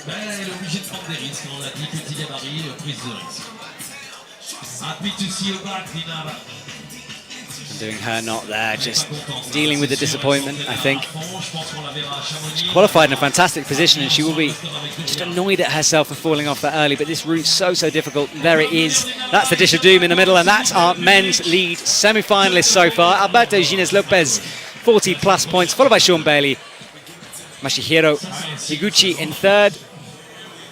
As we scan down the rest of our names.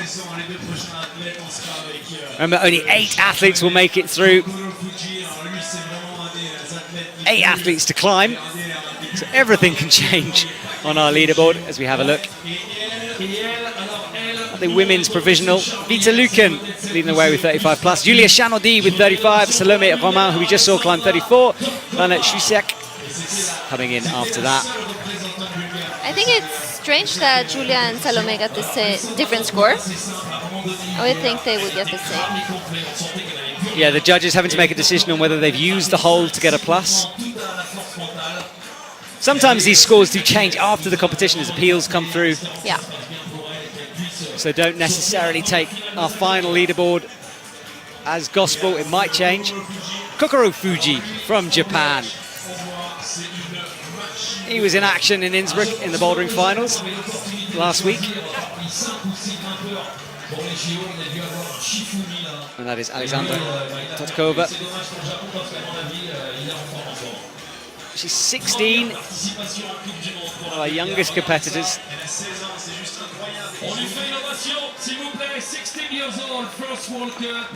And her first World Cup, competing here on the big stage, making semi-finals. And immediately getting started as she means business here this morning. Coming up to 11:30 Central European time.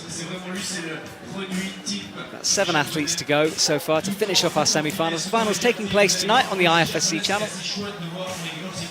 Kokoro Fuji walks his feet on the volumes, a little pop and a cut loose. To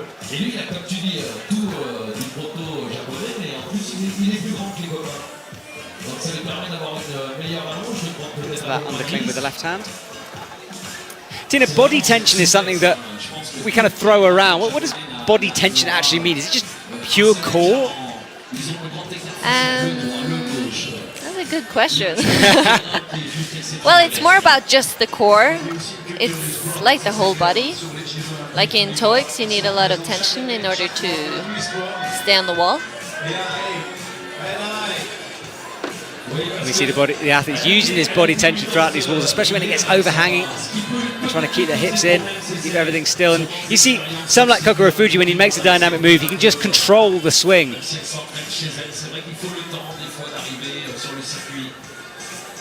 Alexandra, and she comes into this slightly confusing part of the route, the left to right.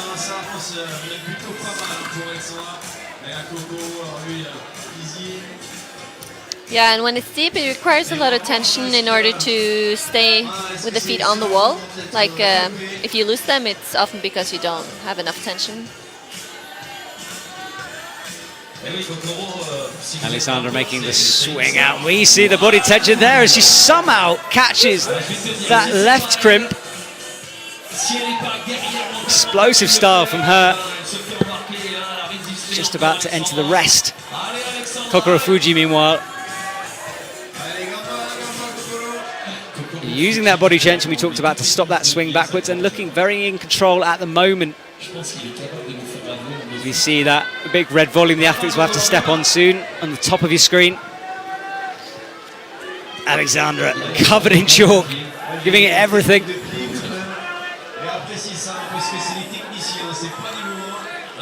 On a high heel hook.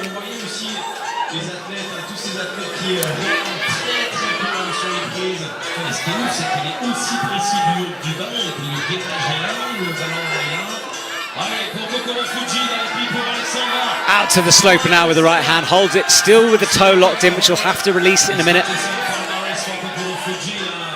They're just working it slightly higher on that big white volume. Left hand out, then releases the toe, and you can see the immediate swing that that causes.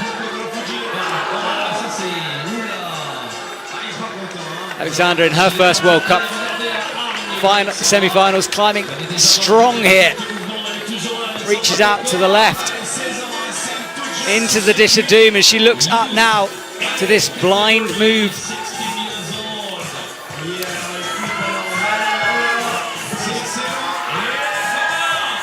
She's going to go outright around that volume, and you can see as the camera, that's the black hold on the triangular section of the volume. She's going to have to do a big pop out right and sticks it.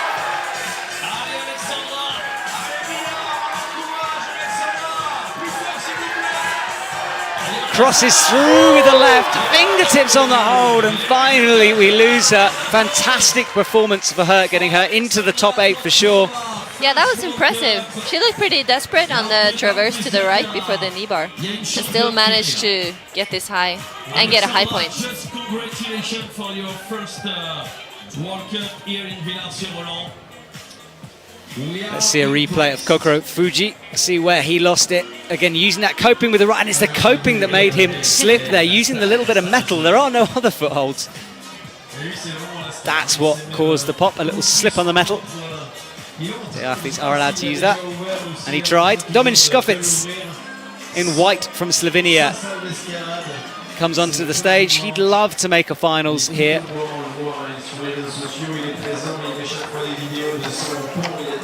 He looks in very good shape for this season, as he just takes a moment to remind himself of the route. It has been quite a while since he had his observation time. Tina, how much chat goes on backstage in this semi-finals between the athletes? Do they talk to each other about the route, or is it all a bit secretive because they're competing? No, most people talk about it. I guess we're all a bit like uncertain about moves, so it's nice to discuss with others and make sure you have the right beta. Domin Skofits from Slovenia. No stranger to winning these competitions, of course. And he'd love to podium tonight. Just, I'm not sure what that was. It wasn't really a fumble. It was just a positioning, perhaps.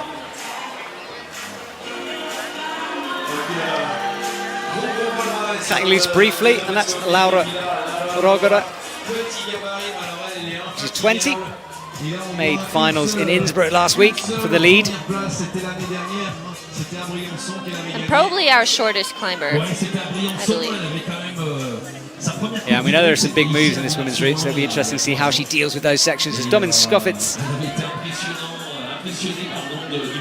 on these big ball-like volumes. Laura on the left, Domin on the right.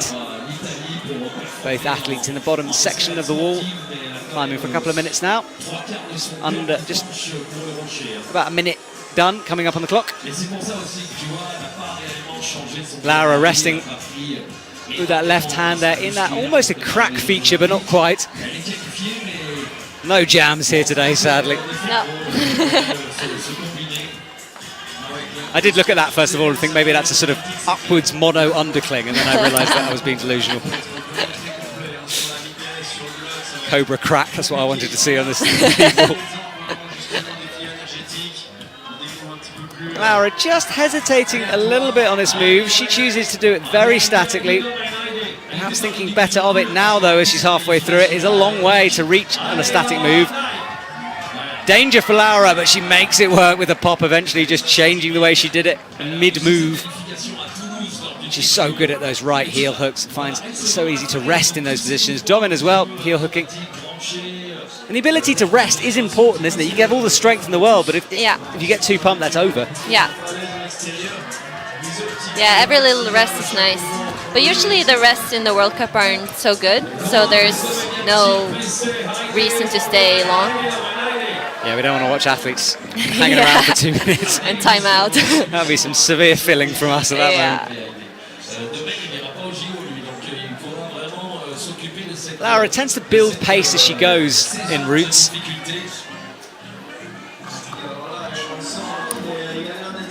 And those micro shakes that Tina was talking about, every opportunity to rest is important. Stretching out Laura to reach that right. Meanwhile, Domin is on the pinch part of this route. A little micro shake, keep an eye at that. That is the silver coping on the wall that did for Kokoro Fuji, and we lose Domin just before the head wall. Laura then bumping outright, pressing with that left knee, finding the crimp. Tina, you said she was a fairly short climber, and that knee bar, it'll be interesting to see if that proves difficult for her, because obviously the length of your leg is important, but I think it's enough. She should be able to make it work. Yeah, and she also climbs a lot outside. And I feel like rock climbers find knee bars more comfortable. Yeah, Lara uses a lot of them on her way. She's got 9B as well. 9B, an outside climbing grade, one of the hardest, only 9B plus or 9C above that. So Lara with some serious outdoor pedigree. She rests for a little bit, but now starting to move. 2 minutes 25 on the clock. She's got lots of time, but I think the pump is starting to get to her. She fights her way through here.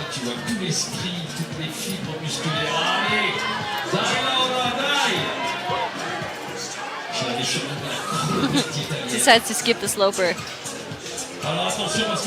Yeah, true. Interesting beat it from Laura. Now using it for a heel, but that right hand she's going to want to move up. Great route reading from Laura there. Looks down at the time, presumably, as we see the women's lead semi-final provisional positions on the right. Currently in 11th, so she'll need to get higher in order to break into that top 8. But she's moving up now in 9th, a couple more holds and she will be in the finals provisionally. Into the dish. Lara, one of those climbers who doesn't seem to fall, but now she looks like she could be in trouble, but no, it's still on the wall. Drop knee with the right in order to statically reach up around the corner. Lara into a finals position now in 5th currently. And now we see a new feature. This, what she's holding onto the right hand, has almost no texture to it. The route setter told me to describe it as an ice cream because it's so slippery. And its shape, of course. Laura highest, jumping into the lead as we see the top half of this route for the first time. That ice cream hold with the right foot.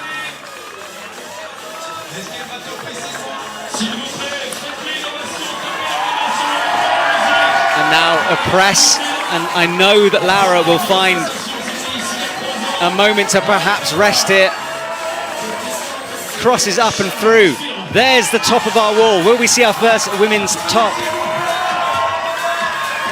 Dual texture again at the top. You've got to be careful where you stand. Trying to find anything on these volumes. Into the undercling, which she gets. Now stepping through to the final slope as Laura will certainly jumps for the slopers and comes down currently in 1st position. You would think that's enough for the finals. Yeah. With only... Yeah, that was solid. That is her guaranteed in with only 5 athletes to go. What a performance. I said with Lara, she builds herself into these routes. She starts off fairly slow and you think she might be in trouble. Yeah. And then by the end of it, she's still on the wall. Yeah. Paul Gent from France.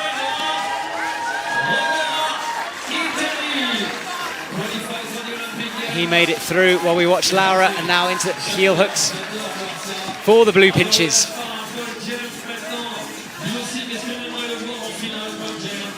Deciding to make that clip through his left, but watch this clip, because a lot of athletes have done this. Watch the left hand move he has to do. He has to go under the quick draw and round.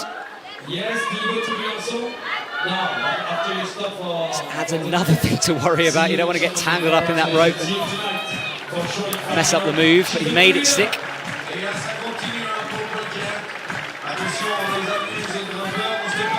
Cutting loose on the pinches, crossing through with the left and bumping up again.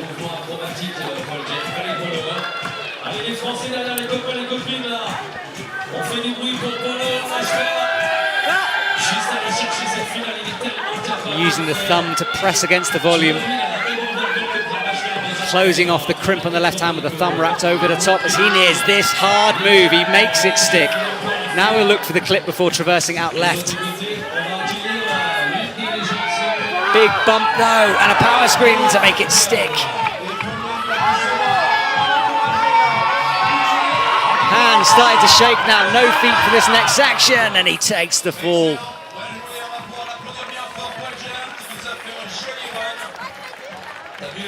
He'll be pleased with that one. Paul Gent from France. He'll be in his home country next week in Chamonix for the Lead World Cup. l'expiration, on sent l'intensité de ses poids qui est impressionnante. Will there be an audience in Chamonix?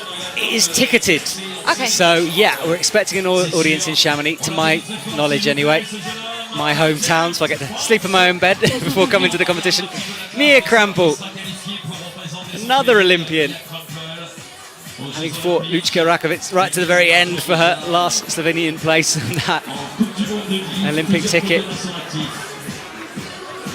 Talked to her yesterday, she seems very relaxed at the moment in her final stage of preparation for the Olympics and in good shape.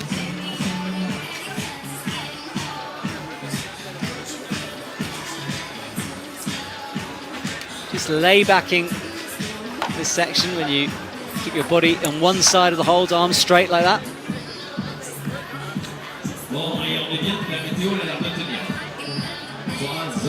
Welcome to the semi-finals.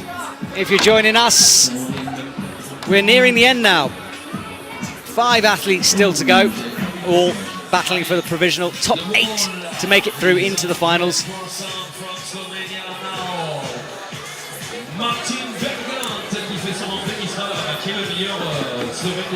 Mia Krampel on these slopers.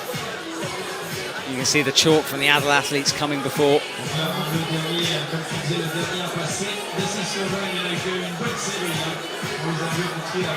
Mia into the crimpy hold on top.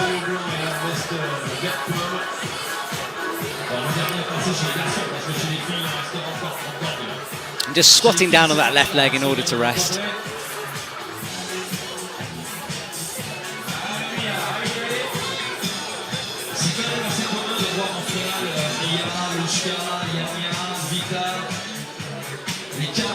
Great climbing so far from Mia Krampel as she finds a different position to rest in to make this clip. That's interesting. Resting as you clip is a good tactic, isn't it? Because you have to pause anyway, and you might as well just rest as well. Yeah.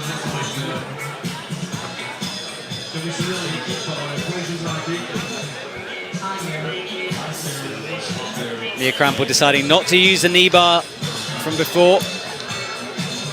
Will that pay in this next physical section, though? She hasn't really stopped. That brief pause we chatted about with the quick draw, but apart from that, Yeah, she didn't really stop at the rest at all. perhaps not seeing it, perhaps feeling fresh. Yeah.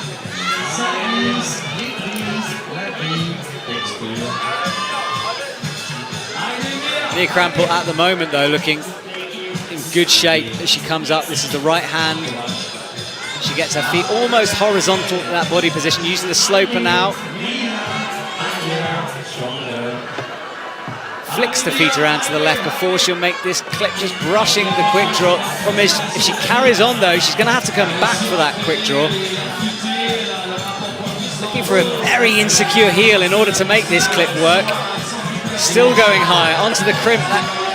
Now she's going to have to reach down, really awkward clipping position. Trying to find a heel, crosses through, trying to bring the right hand down and takes a big, big fall. Just going slightly too far on the quick draw. I think the position was before the cross through. Yeah. Martin Bergin from Slovenia.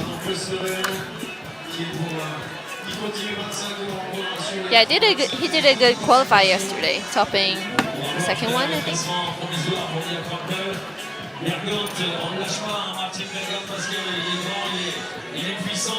Yeah, 5th last out athletes who qualified, 5th position from that qualifying round. We didn't see many tops yesterday. We saw a few. Standard of these athletes at the moment, really next level, as every year progression in our sport we see. But what a fight from him, and he just can't get back onto the wall. You saw his legs kicking in the air in desperation as he tried to haul himself back in. Frustration for Martin.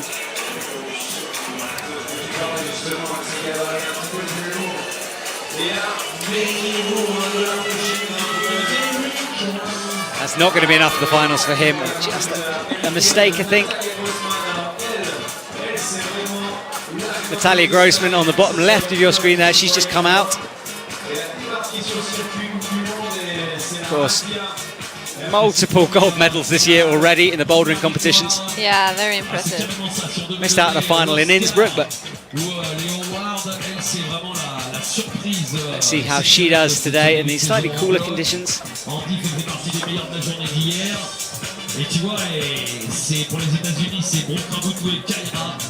You see the beginning of this women's route. Natalia Grossman, she's 20. I'm really enjoying this season, one of the breakout seasons for her in terms of competition climbing. Yeah, she's definitely a new name on the circuit in both lead and boulder, it seems like. Yeah, new name, but already making her mark on the IFSC competitions. As her teammate Colin Duffy, an Olympian, he's 17. He's been fairly quiet this World Cup season so far, but never count him out. I mean, he's qualified in 4th for this semi-final. The two American athletes climb together.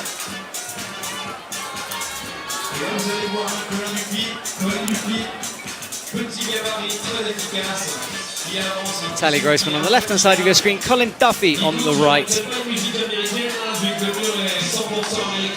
Natalia making the pop look very easy for her. And again, that high heel we're seeing all the women use. Colin Duffy just using the left foot there to press against the wall in order to steady that move.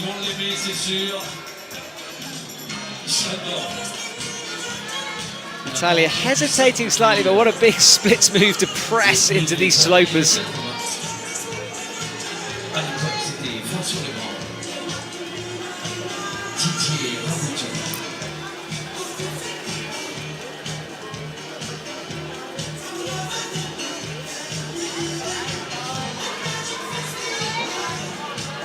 Colin Duffy with the shouldery moves here before the rest that's coming up. Natalia Grossman on the left, crosses into the crimp.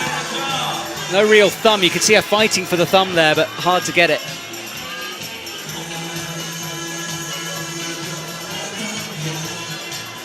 Colin Duffy enters the rest.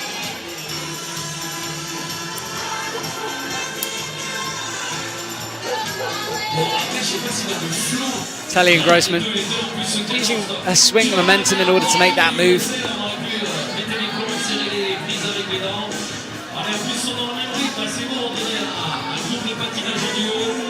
Up into the pinch and see if she clips early or carries on. Feet first for her. And so far, feet first athletes have struggled slightly with this clip. Yeah.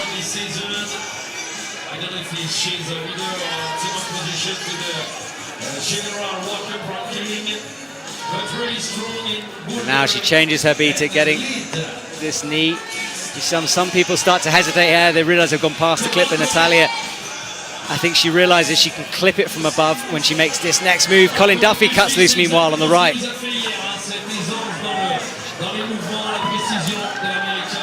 Natalia just getting the swing in that quick draw in order to bring it closer to her advanced competition tactics there.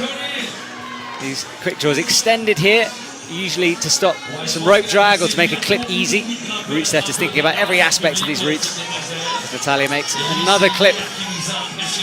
Colin Duffy, meanwhile, has quietly been making his way up this route, and he's nearing the top headwall section where we've seen a few athletes lose themselves on this next move. Natalia cuts loose, Colin cuts loose. Natalia choosing to rest on that layback as Colin swings out. No footholds from now on as he's going to cross in the right hand, makes it stick. Just hesitates here slightly, dropping back down, slaps. Doesn't quite make it for Colin Duffy. Natalia Grossman, though, she's still on. Clearing the crux of her route, the crux being the most difficult moves. Crossing through, teeth gritting as she pinches the volume. Up with the left. She's going to have to pop for this. She does, and misses it. We saw Laura go statically to that hold. An incredible show of strength from her. Natalia Grossman, though, should be pleased about that. So 3 athletes to go. Lučka Rakovic, Momoko Abe and Janje Gambet for the women, Sasha Lehmann, Alex Megos and Stefano Gisolfi for the men. Some big stars still to come.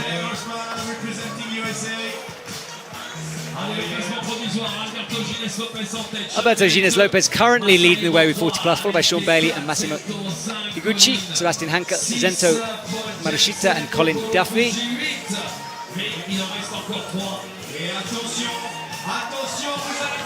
But only 8 athletes will make it through, so what you're seeing on screen now, they sadly won't come through, but that man, Sasha Lehmann, currently hasn't scored some points, but he's about to get something on the board.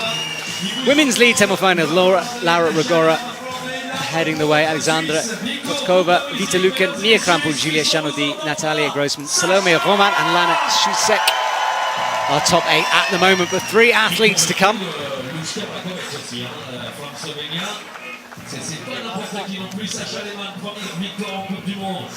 Those bottom 3 athletes haven't climbed yet, that's why they haven't got a score. And that is Sasha Lehmann's arm, and there is Sasha Lehmann.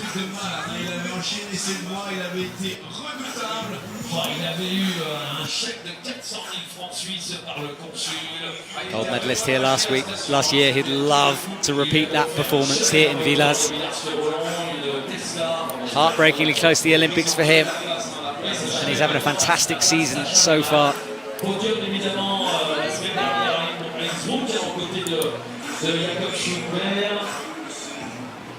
Sasha flicking his right hand into the undercling, and he's looking for the bump here with the left hand, which he gets.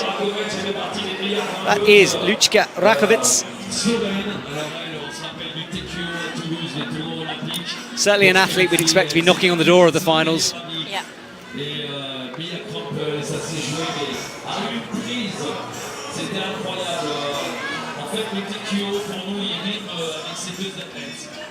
Sasha reaching up for an early clip as he crosses through. Seems to have got into his rhythm now a little bit. I always think Sasha gets better after a cut loose move.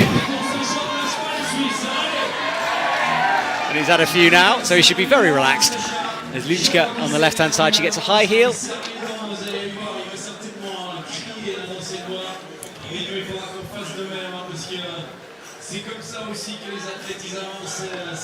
Lučka cutting loose, swinging around.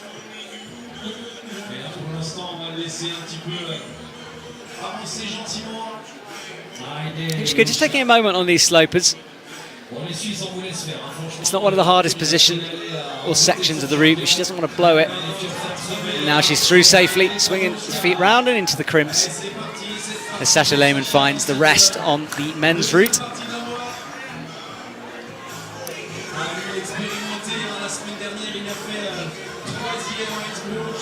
Sasha going for the little pop and the hand flip, which he gets, not even looking at his left hand as he brings it through.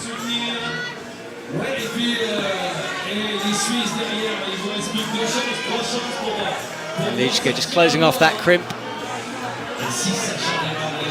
Decides to clip early.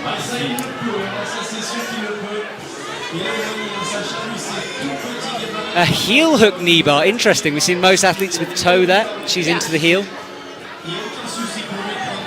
I guess whatever fits, works.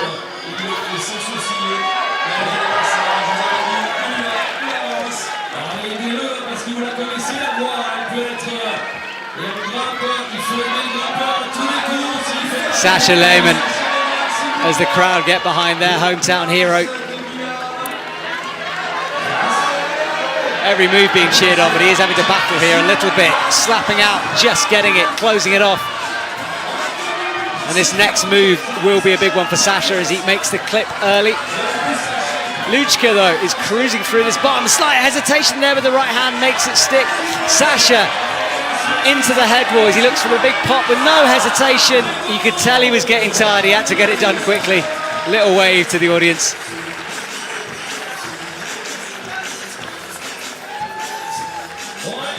Lučka suddenly starting to fight as she cuts loose, gets the toe on. Body screaming at her to stop, but she's not going to. Keep on pressing upwards. That black hold, we reckon, is just blocking the hold to make it slightly worse, so it's not a screw on.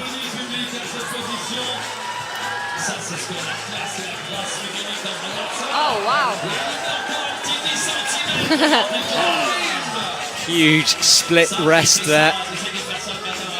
Amazing flexibility from Luchka.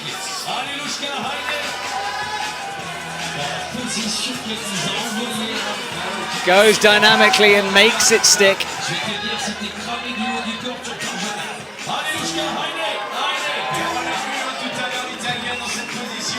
Into the ice cream hold, and that's a great angle to see how small it is. There is a small gap behind it. That's what the athletes get their fingers into. She makes the match. You can see no texture there, and that pinch is more of a press than a pinch. Needs to make that clip at some point. We should worry about that in a minute. Almost sitting on the hold as she reaches down to clip the quick draw. Gets it in.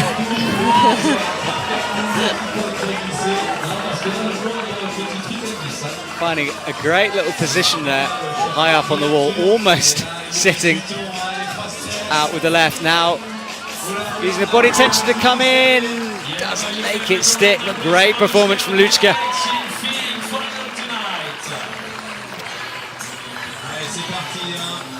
Alex Megos on the wall. Has climbed 9C in his time. Let's see what he makes of this semi-finals route. Our final male Olympian out this morning. Alex just swinging his feet round, climbing quickly through the bottom part of this route.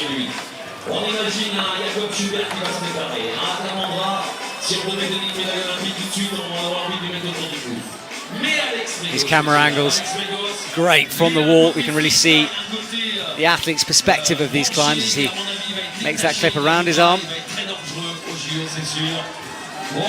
And you'll be able to see he can release it easily, which he does there. Getting a high heel in order to press.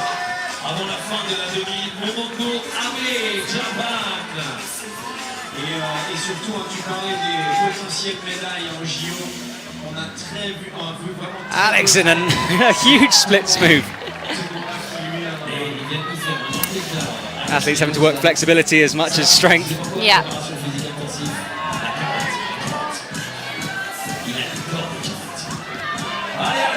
Alex catching the slap.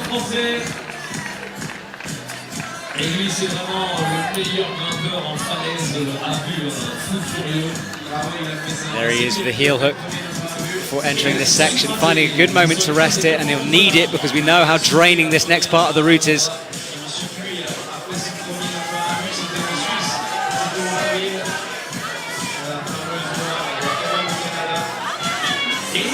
The little bump, here's the big right.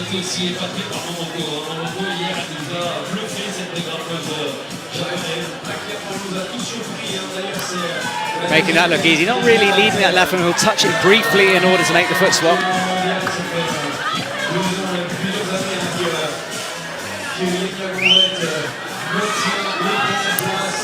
Alex climbing quickly at the moment. Only really a minute gone at the moment, he's near the top of the route already. Yeah. Alex Megos motoring through this section now as he nears the top of the wall.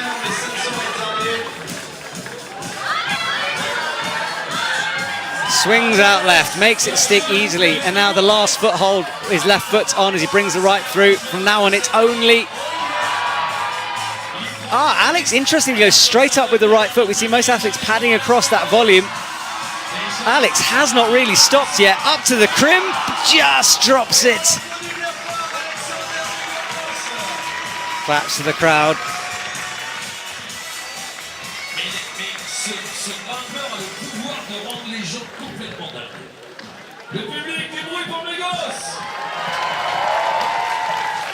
That will put Alex in provisional third place with that performance as we watch Momoko Abe. She's 18, qualified in second place for this semi-final. An ultimate athlete out for the women. And another new name to me. Let's see what she does with this route. Very Japanese style of climbing, those high heel hooks, finding every moment to rest. Deciding to rest slightly below the knee bar. She crosses through. Will she find it now or decide to move through? Looks like she's just going on, although now she's in the position for the knee bar. There, she locks it in.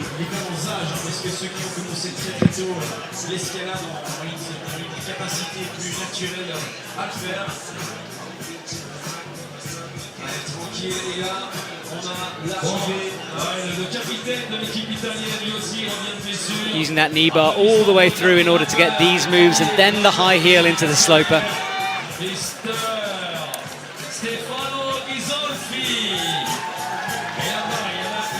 Momoko Abe, as she comes into the techie part of this route. This move, probably one of those ones you can overthink. It's simpler than it looks. Left hand down low and then the big right bump up.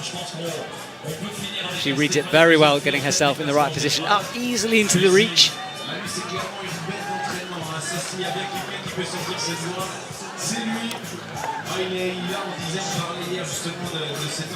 As you see, currently in 15, that position will change as she rises up this route through the rankings as well. Now in 13th. Momoko Abe into a heel, but this is the pop or a static, depending on how you do it. She pops. Makes it stick. Left hand through in a moment. Really climbing very well, nearing the top part of this roof. Just a slight slip with the left.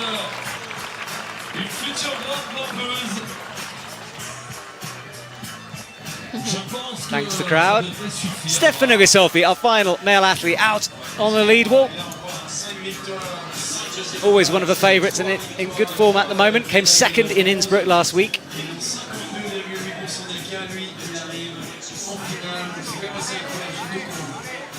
Big moves early on for Stefano.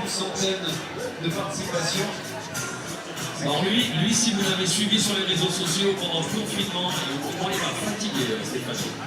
Je le voyais dans son appartement, il grimpait sur la table, sur la cuisine, sur les murs. Stefano Gisolfi moves into the resting position, makes the clip. C'était un moment difficile. An athlete never really gets flustered to Stefano, always kind of climbing calmly, coolly. Donc ça, vous pouvez les suivre, les grimpeurs sur Instagram. Tina, was the women's route everything, or the men's route, I should say, everything you expected it to be? Today, I think the women's route looked really nice. I'd be psyched to climb it myself. Men's look really hard. Yeah, we knew it would be physical, and it has been with no tops so far. Yeah, I think it's some of the guys make this mid-sequence look very easy and others struggle a lot and fall.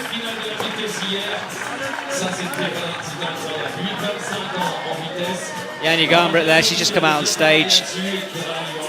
Qualifying in first place for this final. She was in the lead finals last night, got knocked out in the first round, but a statement of intent for the Olympics for her. Stefano Gisolfi on the right, Yanni Gambret on the left. Our last two athletes on the wall. The last two, you can make a bid for the finals. Stefano, following Alex's style, climbing very quickly, but now starting to hesitate, makes the catch on the left.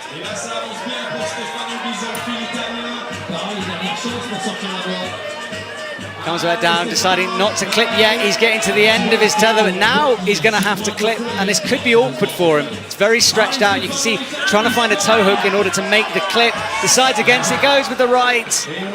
Stefano Gisolfi high up on the head wall, but no top for the men.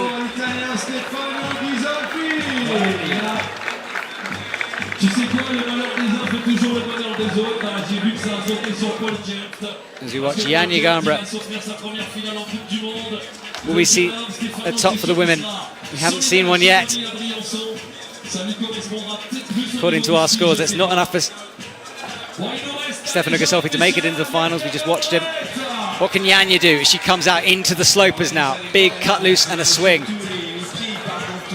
It's starting to rain here in Villars. The wall, of course, very overhanging, so it shouldn't really affect it, but might bring an element of humidity into this final climb.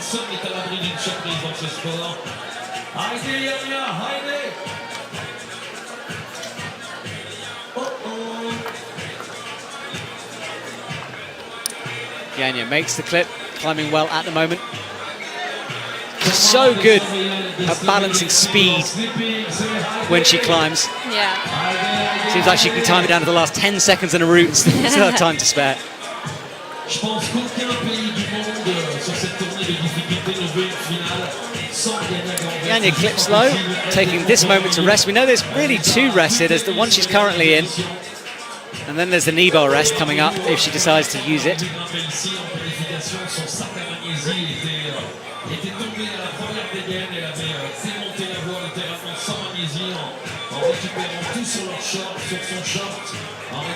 Yanya just resting, chalking up.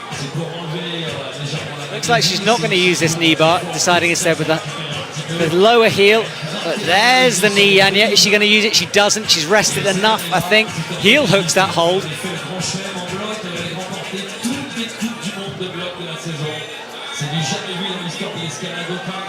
Into the slope, but so controlled throughout. Yeah, she looks relaxed.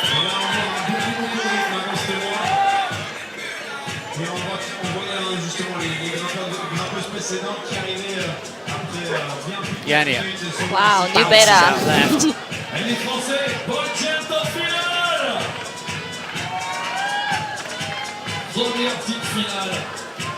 Shakes up and reaches into that pinch on the volume.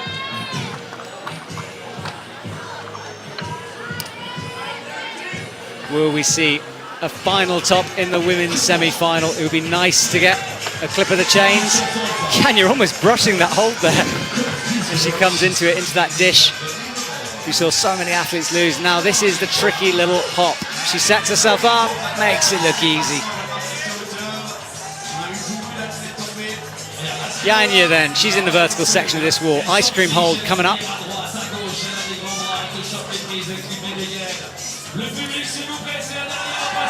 Gets the fingers behind it and into this pressy part.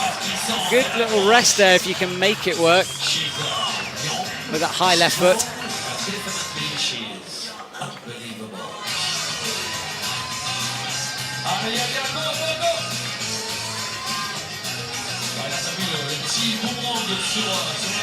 Stretching that arm down and pressing up with the right. Almost getting a sort of semi-knee bar in there with her hand and the knee.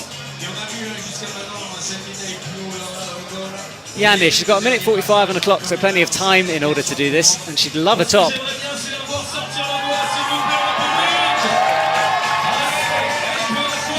Yanya just sitting down now. This is the move we saw Luchka on.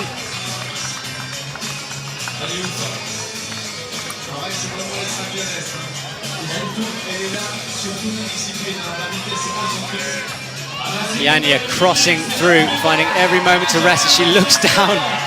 A little smile on her face there.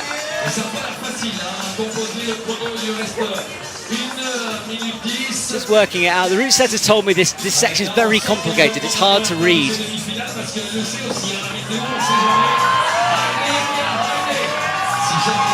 Yeah, it's a lot of dual tech on the volume. Yanya now, we saw Laura getting very, very close to the top. She just missed a slap into the top two slopers. Yanya, as the rain falls, making her way ever upwards towards those chains. Will we see a top?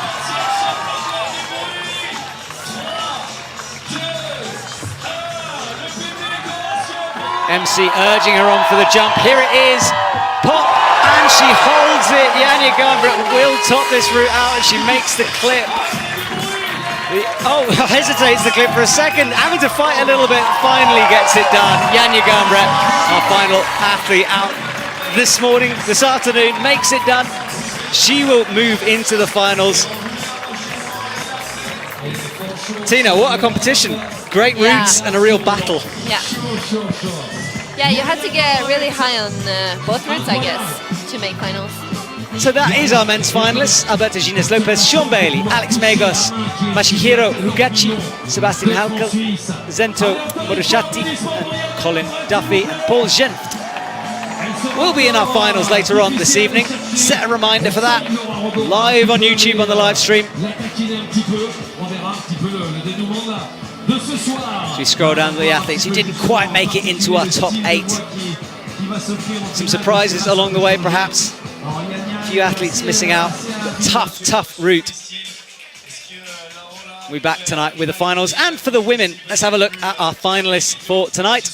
Janja Gambret leads the way, followed by Laura Rogera, Lučka Rakovic, Alexandra Totkova, Momoko Abe, Vita Luken, and Mia Krampel, and Julia Chanodi into our finals. Great performances from them. Commiserations to everyone else, but what performances all round. As we look down, the athletes who came close, but not quite close enough for that finals place.